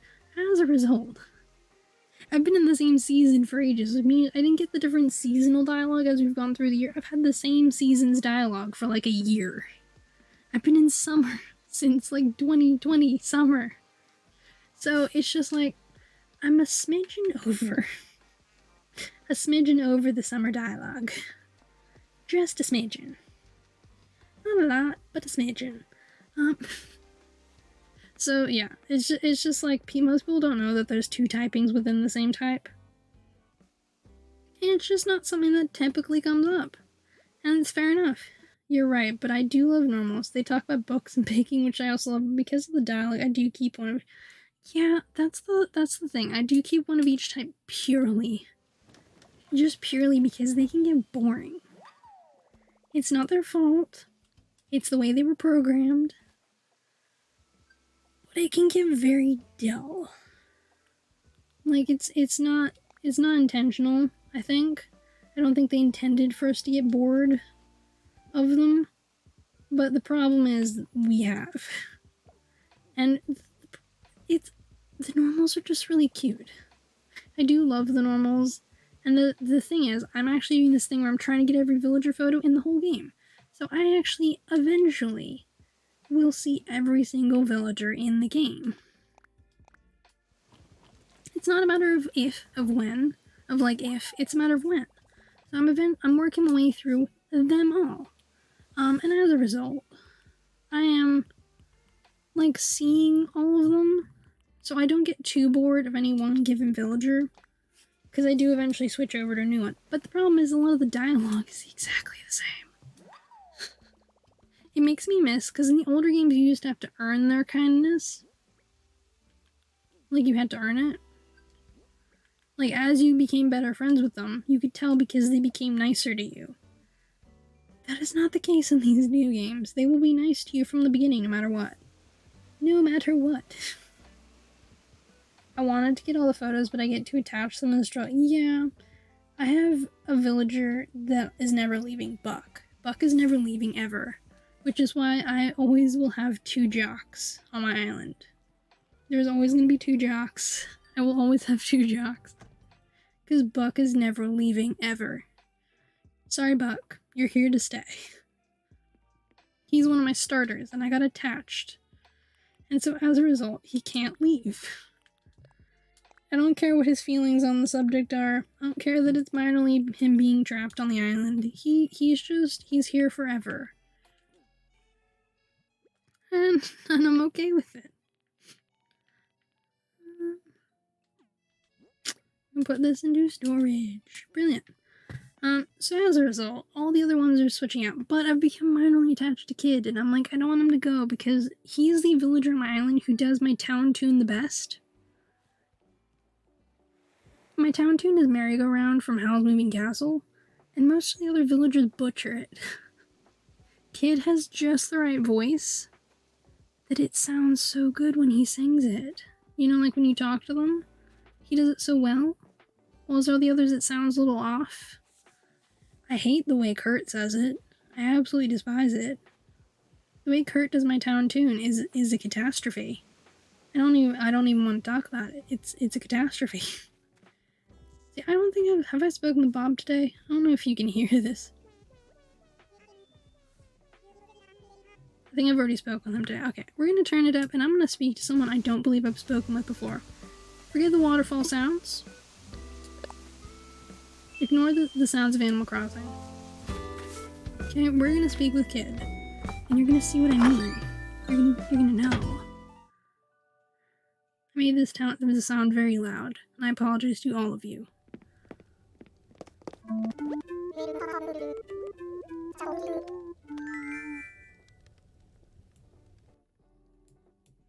See? No one can tell me any differently that doesn't sound brilliant. Yeah, no, I turned it back down. He does it perfection. He's got the best one. I love him for purely that. Whereas all the others like they butcher it. And it makes me sad. So I'm like, am I making Kid stay here forever? So I haven't decided if Kid is never leaving or not, but I'm not getting rid of him for the time being. Because I mostly get rid of the people who have duplicates. So like Kurt or Buzz are the ones who have to go next. So it's like, as much as I love Buzz's house, because I do, like, look at this thing. This thing is great. Because him and Kurt have like great houses. I love their houses. But he's gotta go. Because I need another villager. Because I've gotten almost everyone else's photos. Where is Peanut's photo? I swear I got a second photo from Peanut. Where is Peanut's photo? I swear, if I have to start gifting Peanut again, I'm gonna cry. I swear I gave Peanut a photo. It's fine, I will find Peanut's photo. I bet Emma has it. Because I know I've got Peanut's photo. But regardless of that, regardless of all the tomfoolery, my greater plan is just to have 2 of every photo.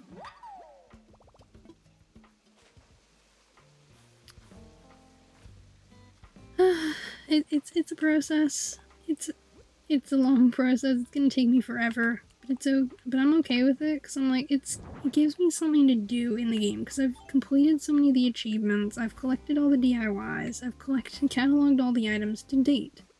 Now I will have to redo that with, like, restart cataloging them again, when they added all the new items. Like with the update, because there's gonna be new items with the update. Once that happens, I'm gonna have to start tracking again what I have and haven't gotten, and what things I'm missing.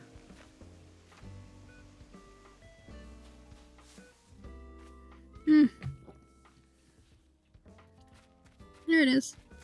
See, I only have a couple places these fossils can show up, so I can always find them.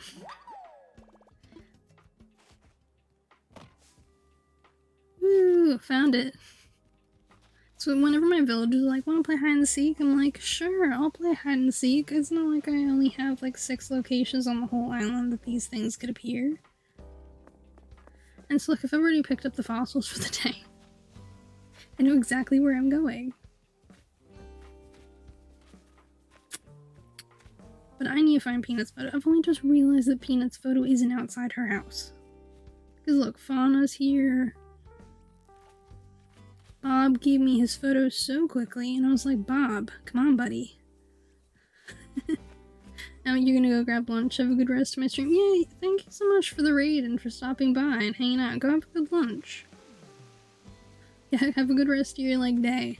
Because if you're having lunch, that means it's gotta be near noon, I'm assuming. But yeah, you have a good rest of your day and have fun with, like, your lunch. I hope it's a good lunch. Am I trapped behind this house? Solil, really? Solil, please, honey. Fine, I will go around the long way, Solil.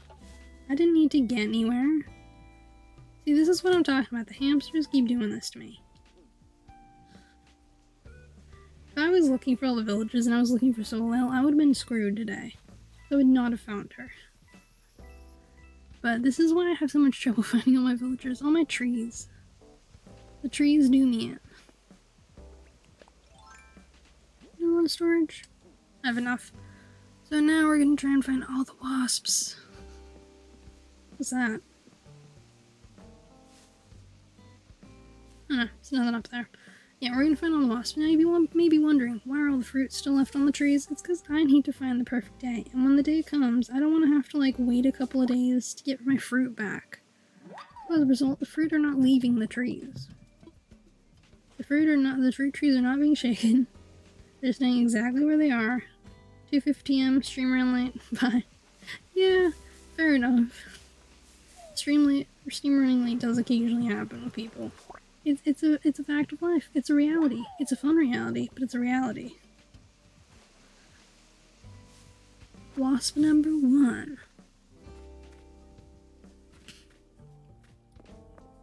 I was watching someone the other day and they have one of those good, like, presenter voices.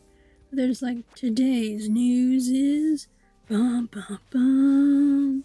They've got like smooth, jazzy sounds to their voice, and they're like, and you just are like, yes, keep speaking. Speak all day if you want to. I have no problems with this. Go ahead. Tell me my fortune. Because their voice is just so good, so effortless, so calming. You're just like, I could go to sleep right now. Like, that's how calming this person's voice is. You know those kind of people where you're just like, your voice is like butter. I always admire those kinds of people, because I'm like, I will never have a buttery smooth kind of voice. I once tried to like alter the modifier, and I ended up just sounding squeaky. Like, it wasn't like, oh yeah, your voice has got a little bit of squeak to it. No, it sounded actually squeaky. I have nothing recorded of it. I deleted it, because I was like, this is awful. This will be burned. Come on! Not my net. Now I have to go and hunt that butterfly back down because it broke. Come back here, butterfly. Come here. I'm gonna catch you. No, don't run away. Yes, come to me. Come to me, butterfly. Just don't run away. Ooh, gotcha. That's the big problem with my, like, upper layers. My island in general, I have so many flowers across this whole area. It's just like flower central. It's Flowertopia. Flowerpalooza.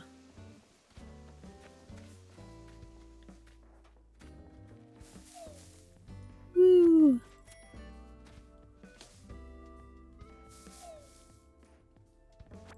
Money, money, money. You know that, like, song?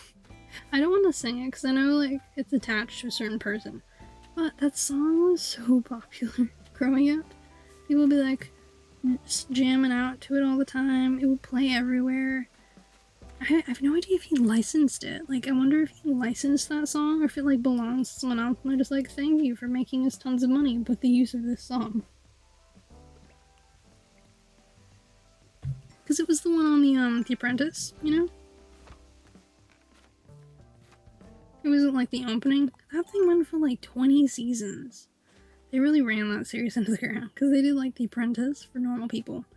Then they did like Celebrity Apprentice, which was a trash fire because the celebrities were disasters.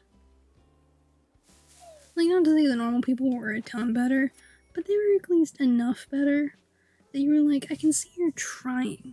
You're just bad at this.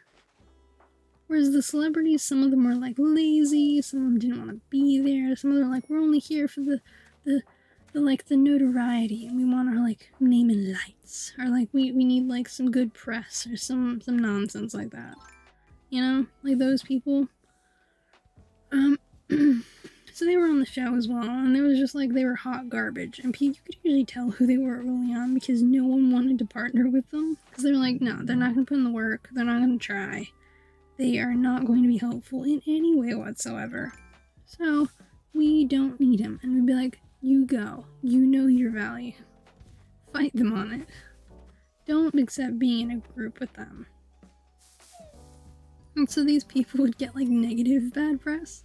Like really bad. Because they'd be like, you're not a hard worker. You don't put in the effort. You don't try. Like those people. I'm trying to get 5 sticks here. So I can get myself an umbrella. Well, not umbrella. A net. Because, you know, gotta have a net to catch all these buggins. Boop. Bug time. I'm essentially just finding all the money. I'm finding all the money. None of the buggins. 4...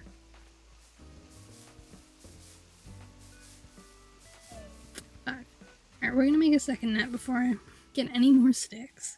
Because the problem is once you have the 5 sticks, if you get a 6th stick, then your problems have really started. Because you have to explain to the other sticks why you need to abandon the final stick.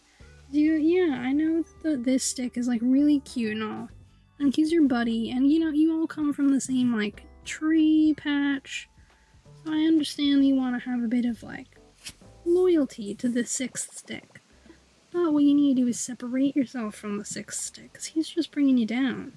Without him, You can become like a flimsy net. Like, look at this. Look at what you can become without the sixth stick. You don't really need the sixth stick in your life. Is he really bringing you anything? Is the sixth stick bringing something greater to the table? Because if not, I don't think he's worth your time.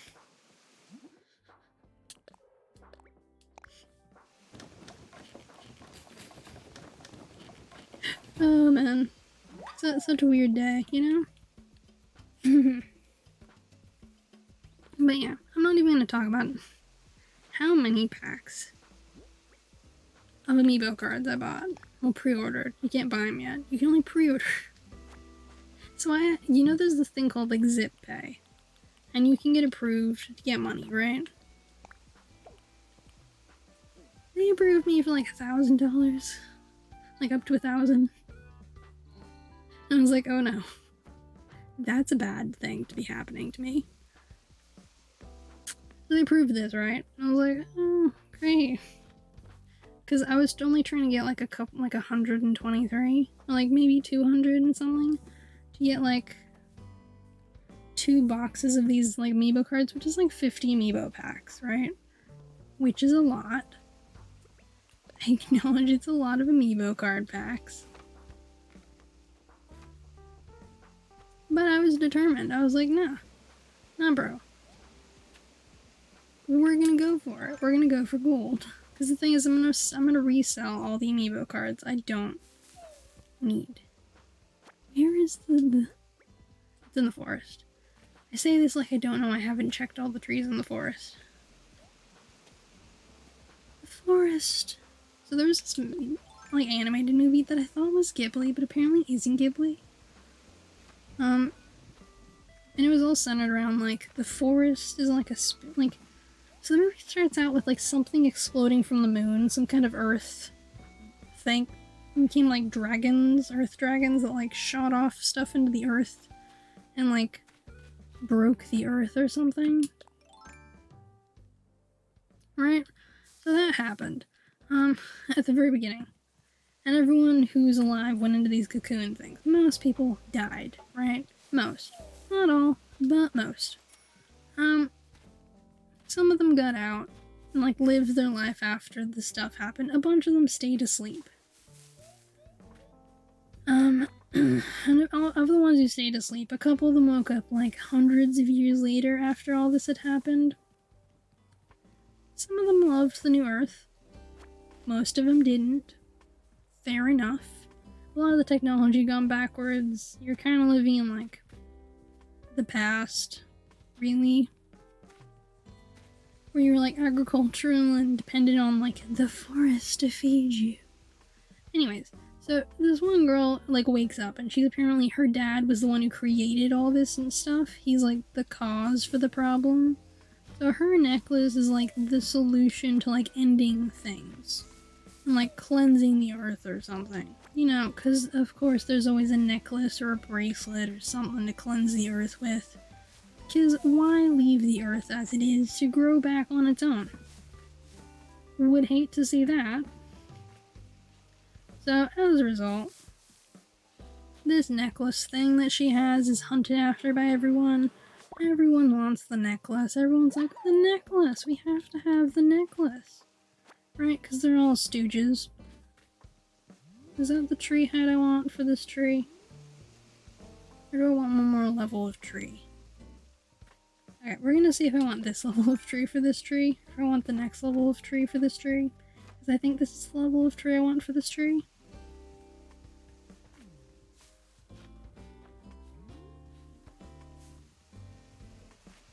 Yeah, this is the level of tree I want for this tree. Okay. We're gonna finally move this back where it's supposed to be. So I, like, moved this plant. Because I had to. And of course, my pockets are full. Stick. Swap. Excellent. Plant.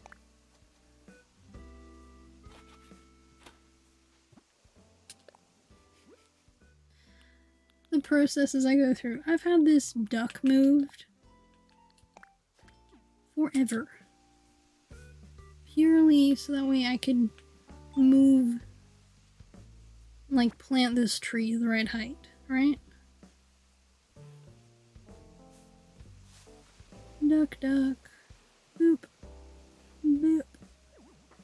So I have these ducks, right? So I've had a bunch of different like hidden things on my island. I've had ducks, I've had gnomes, I've had Koroks. I actually still have the Koroks and the gnomes. They're all hidden across my island. There's 56 gnomes in case anyone ever wants to find them all. Good luck to you. And I have 8 ducks. I think I still only have, I think I have 7 ducks now because I think I removed a duck. But I'm pretty sure there's still 8 ducks. So I have 8 ducks hidden on my island. Where? Who knows? I don't. I've literally forgotten where all the ducks are, but there's a duck. There's a duck. I have one of each type of duck, essentially. Let's see. Decoy duck.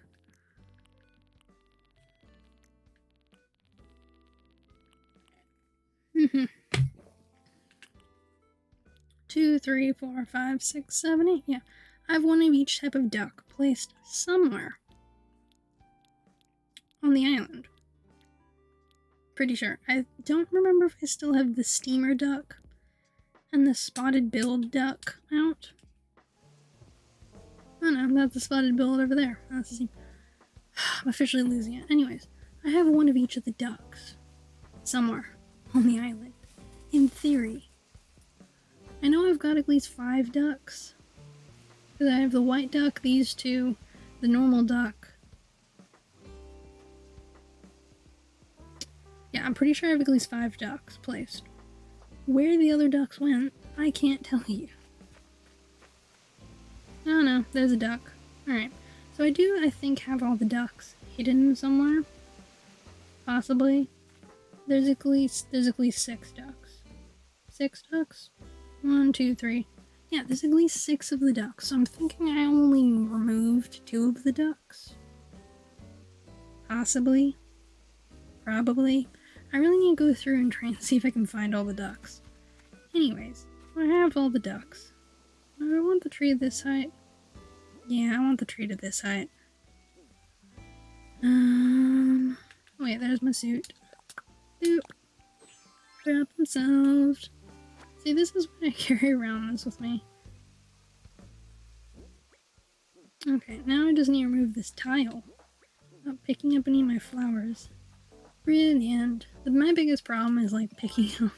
Whenever you go to clear a tile and it's like, oh look, there's flowers and pumpkins nearby. You know what I need to not do? Pick them all up. Okay, so now this is your height. Well done, tree. So I was trying to add like a little bit of extra depth to the forest. So I thought, yeah. This looks nice. Brilliant. Go around, run away. Like this, doesn't this look nice? Doesn't this look like cute? No. It's got the ducks, it's got the bunnies. Like, I'm happy with it. It seems to have like come to a graceful place of peace. I don't know what else to tell you.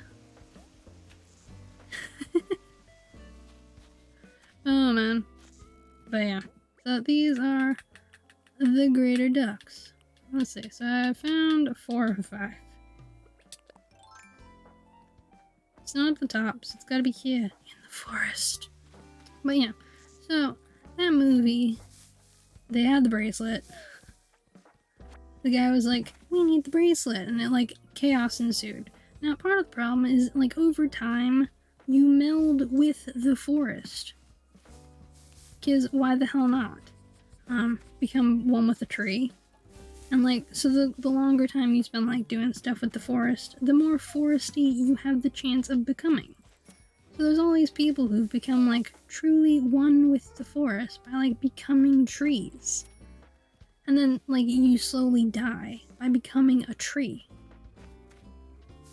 Which, terrifying. I'm just putting it out there right now.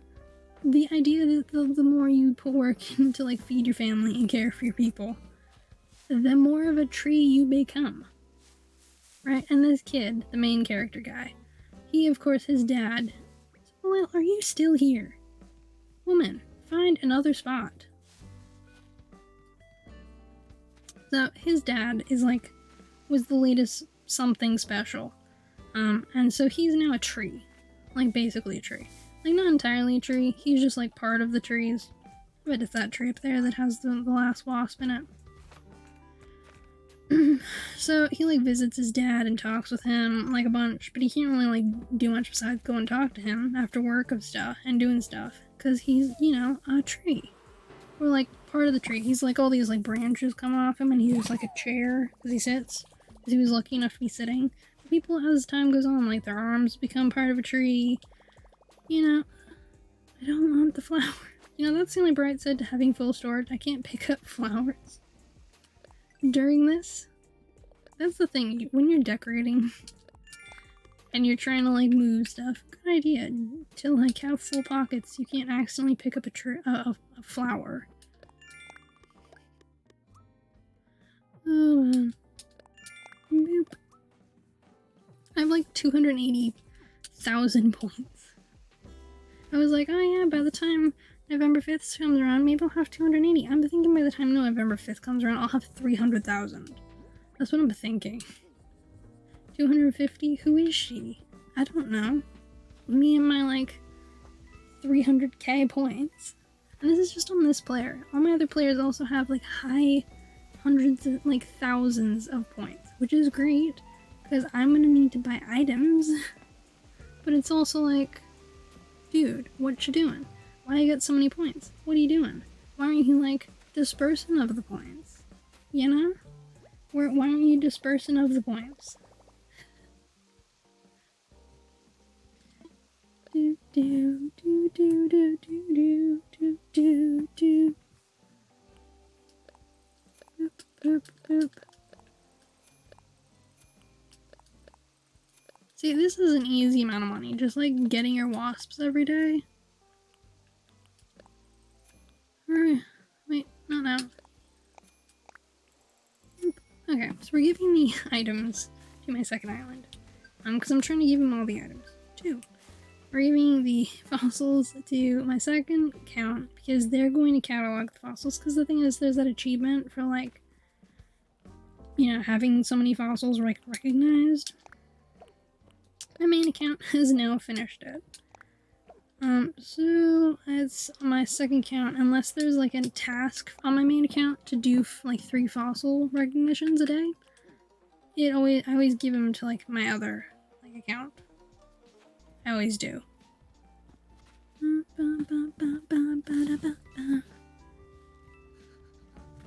Sorry, I'm jamming into music and I have no idea if you guys can hear it or not. It's like a problem. It's an actual problem.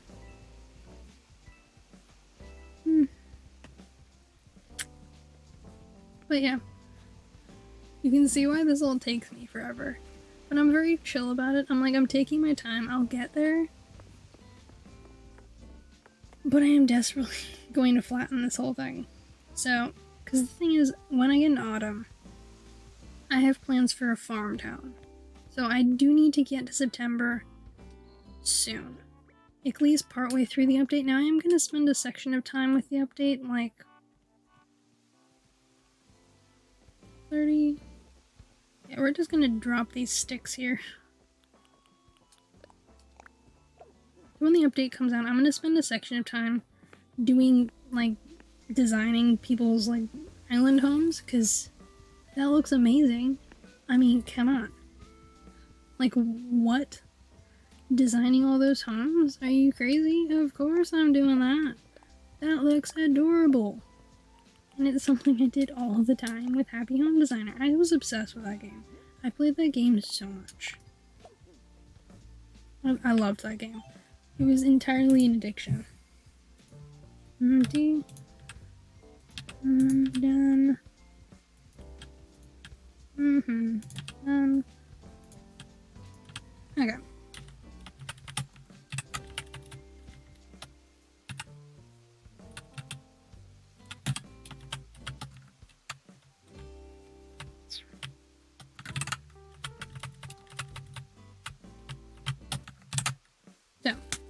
Tracking all the things. So, essentially, apart from moving this down here, because Sherlock is on has to chop wood today. See, like if you hear keyboard clicking, it is purely me trying to track all this. So we're gonna see who am I going to bring to the island today. Anyways. So I'm gonna do the amiibo do Pascal, and then we're gonna raid someone.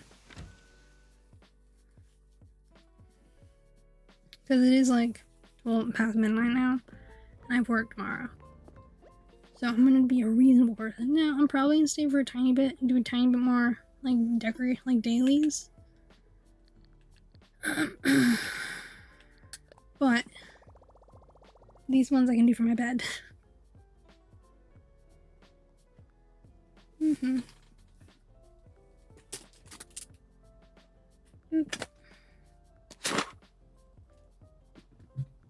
Okay, so yesterday I did Quilson for the second time. So I don't need to do Quilson. Ooh. Now I wonder what this one's gonna ask me to do.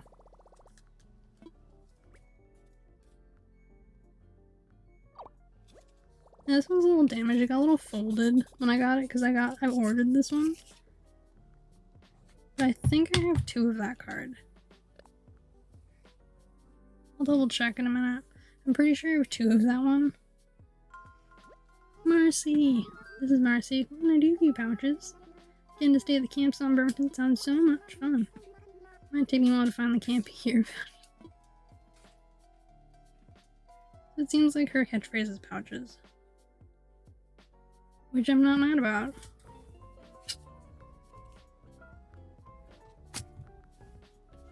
Boop, boop. Okay.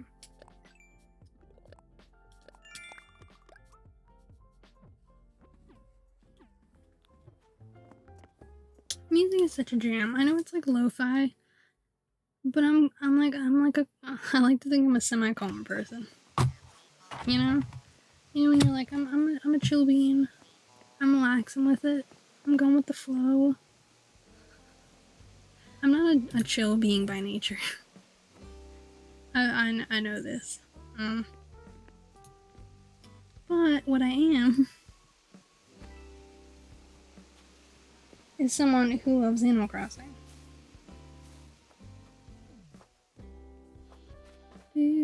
Wilson, it's time. Well, it's Marcy today. I remember I liked whenever I do my dream address to have someone in the campsite, so it's got the full tent. Marcy. I don't know why so many people hate the kangaroos. I like the kangaroos.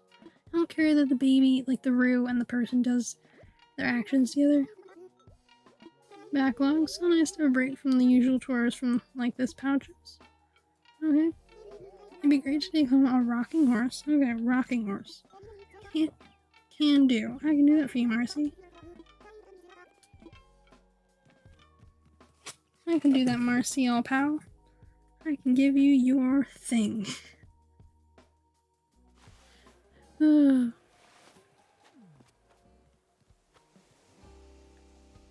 yeah, as you can see, I'm liberal with the flowers.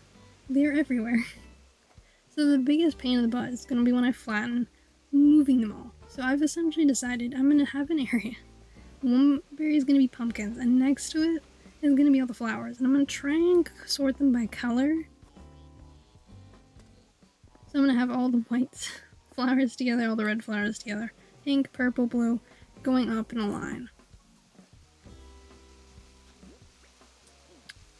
I'm going to try and sort of via like rows with like each type, so that way they don't breed to get with each other. I'm very adamant about it. I don't want them breeding. Any extras I have, I would put them on the beach, but I don't want to use my beach for flower storage. So I'm going to try and sort them. It's going to be a challenge, but I'm up for it. I think the rocking horse is softwood. The other reason I was doing this, like having them all ask for gifts, is because if you don't have the DIY for the thing, they'll actually give you like the DIY recipe. They'll give you the recipe. I was like, OMG, I want that so much. So I was doing it because every single one had a chance to give you a different recipe. So sometimes I would just turn them down if I already had the recipe, and I keep doing it with the same one. If there's certain types that had recipes that they gave that I didn't have. Which, by the way, crazy decision. Fuck, come on, buddy. Thank you. That's the other reason. I want to try and avoid having too many one place paths, because I have a couple around the place. I love them. I do. But they may be.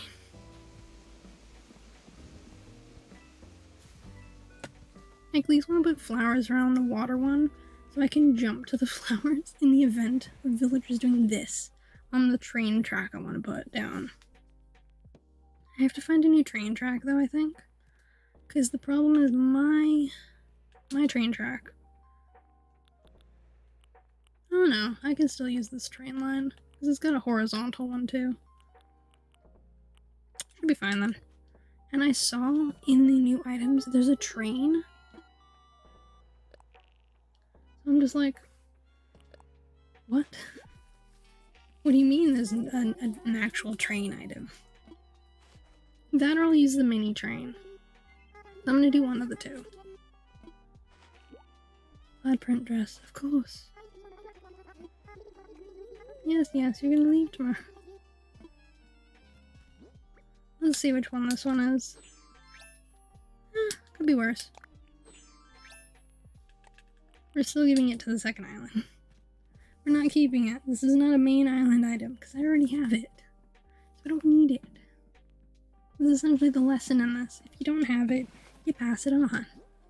This is not a, oh hey, maybe we'll need it someday for... No. No, put a pin in that. You don't need it. You need 0% of it. 0. Like away from the dress. Find your mom, put a pin in it, and back away.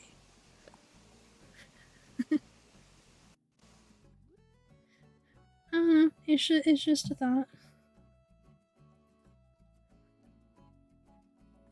I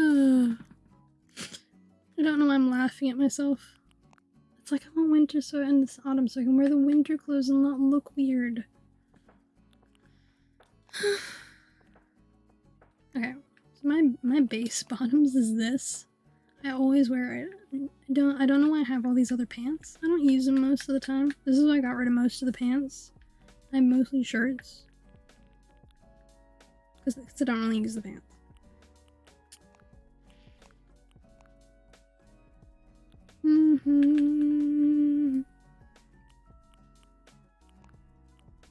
Now what top do I want? What do I want to wear today?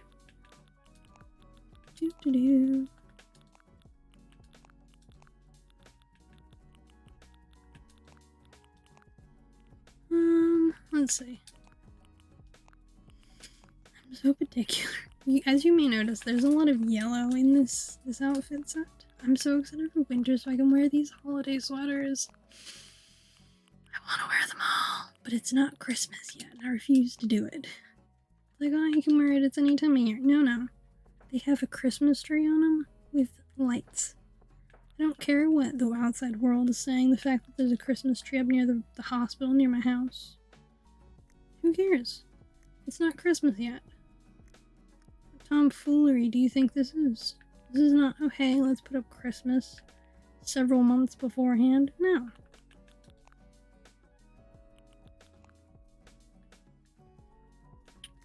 And backpack. Backpack. Boop. Done. I could make these as set outfits, but I don't want to. I just... All my villagers have a kind of theme and have typical colors. My main villager typically wears either yellow outfits or blue. And all this stuff with black. They occasionally wear other colors, but it's rare. They'll wear mostly blue, black, and yellow with white. Almost nothing else. Which is why when I'm like, oh, cute, this purple dress. My main character is never gonna wear it. Do you wanna know how I know? I owned this dress. I had it in storage for months. I'm gonna say months. I had it in storage for months. Wore it like twice. For like an outfit for label. That was it. I did not of my own volition go, you know what I need to wear today? This plaid print dress. So there's no point in me having the thing. Drop. This is not a, okay, we're gonna just like casually continue on with the plaid print dress in the hopes that someday I might possibly wear the thing. No. Now, you all might be wondering, what are my plans for the island when I flatten? Because I keep talking about flattening, I keep discussing how I'm going to flatten. You might be wondering, how? What are you going to do with it? So glad you asked. Because I wrote it down. Because I like to plan things out and make lists. I'm a list human being. In fact, the day I figure out how to add something I can make lists with and show on stream here, I'll do it. I know there's probably something. I just have yet to figure out how and what it is. I'm gonna have to look it up. It'll be a thing that I look up. Now, I'm making a farm. This is not a, oh, you're making a farm. No, this is an I am making a farm. Okay, it's going to be a nice big farm, not a small farm. George is going to be the person who has the farm, because George is named after George Knightley, right? Who just so happens to be from the book Emma and had a vineyard, right? So he's as close to a farmer as we've got on the island. So, what I'm doing is I'm giving him a farm, moving him to the farm. I am moving Sherlock's house. His house is going to be inside the main, like, city center area that I make. So I'm moving Mabel's and Nook's back closer to Town Hall. Because I want to make the town, like, the little city center again, I think. So those two are coming back closer. Watson's house is going to go in the forest. I saw this vision of Robin with his village, like, little area. So cute. So I'm actually going to try and imitate a little bit that for Watson. And make her a, like, forest, little, like, nook thing. And she's going to have Totoro near her house. So she's going to have a little hollow area inside my next forest area. I don't know, it's going to be Watson's. Now I'm splitting up the villagers. I'm going to move some of them into the town area. Some of them are going to stay in the forest. Buck is going to the farm. And I'm thinking of moving the Crankies closer to the Spirited Away, like porty fishy area I'm making. So it's all a process, it's all a thought bubble. I'm working on all of it. But it's going to involve me flattening the whole thing and planning it out with tiles. Again. Because that's how I plan anything out, with tiles. I'd be crazy to think that I plan anything out any other way at all. Because I don't. I plan with tiles. Mercy. Rocking horse. Done. Okay. Here you go.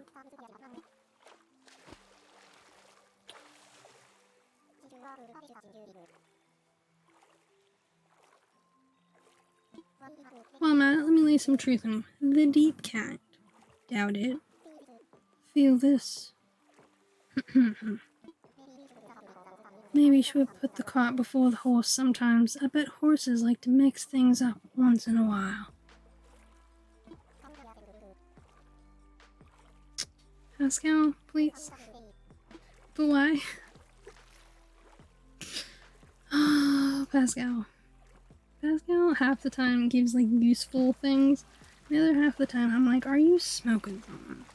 Are you genuinely high? What's going on, Pascal? What's up, buddy? You all good? You doing well? Alright, let's see. We're gonna do these two things. Catch 5 fish and tend the flowers. Because I want to get the points. So we're trying to get as many points as we can before the 5th of November. Because I'm gonna need as many points as I can get. Because the thing is, the other thought of mine is to have near the forest, like a little, what's the word I'm looking for? Like leading into it, kind of like a spooky circusy area with like rides and like all that kind of stuff. So, as a result, I've gotta like see what all these like items are and decide which ones need to go into like the area that's going to be the like circusy haunted rides, ruin your soul. And because I already have blood smears, I might remove most of the pipes on my island, except 2. So I think I'm gonna keep 2 pipes on the whole island. I'm gonna have blood smears leading into them. Or handprints. Because there's only 3 rooms on the whole island that you can get into. Via pipe. There's only 3. One's in Sherlock's, one's in Watson's, and one's in Emma's. Emma's house is the haunted one. Sherlock and Watson's are not. But I like having them as the other pipe room because it's like they're connected to the mystery. See, I have this thing here. And I've got like the market. So I'm like, I'm figuring it all out.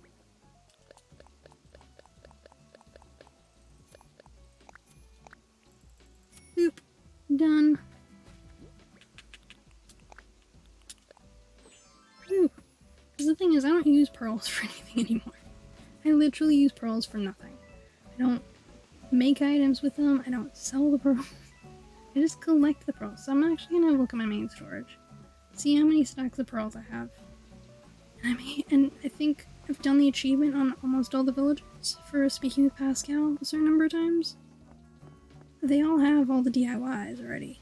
Every single one of them has every DIY for the mermaid stuff.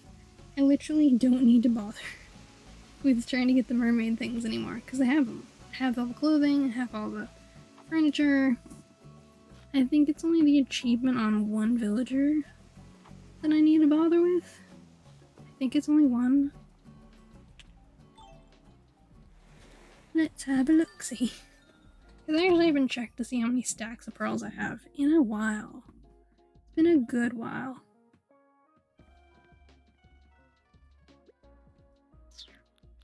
Pearls, let's see, pearlies. Nope, not up there. Where would pearls be? Oh, here they are. Okay, so I think once I finish this stack of pearls, so 24 more days, which is like this month, plus a little bit of September, I can stop bothering with talking to Pascal. So I'm gonna try and keep track of it. Once I hit the end of August, I'll have a look. Some more than that, so 15 plus 24 is 39. So it's like a week into September. I'll try and keep track of it. No promises.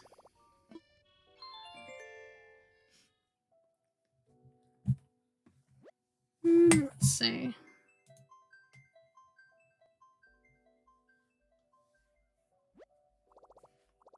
Who is live at the moment? Crossing.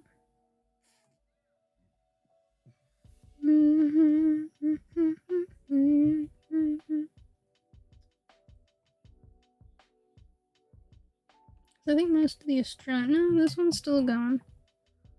Alright, let's see. gonna briefly mute my like desktop audio for a sec. Because I don't want to read them if they're ending.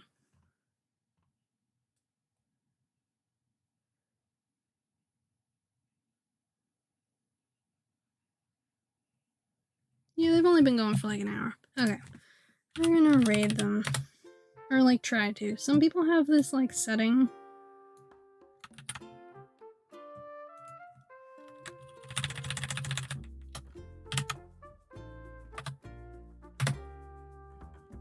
Excellent. Mute site. Just chatting. Alright. So thank you guys for like being here. If you wanna like share the raid message.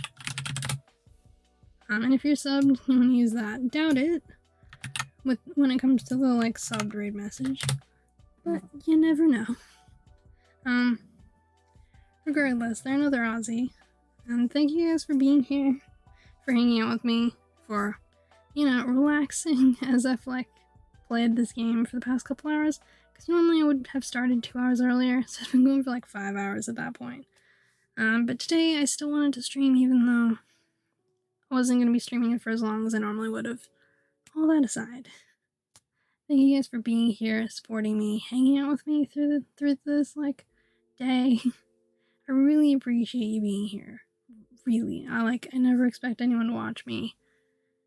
So I appreciate you guys being here so much and hanging out and chatting and everything. And I hope you guys have a great rest of your day and spread the love on to T Kitty, who's another Australian streamer. Even though I don't sound Australian, I am. Because if you feel your citizenship, you are one. Bye. Bye, guys. You have fun.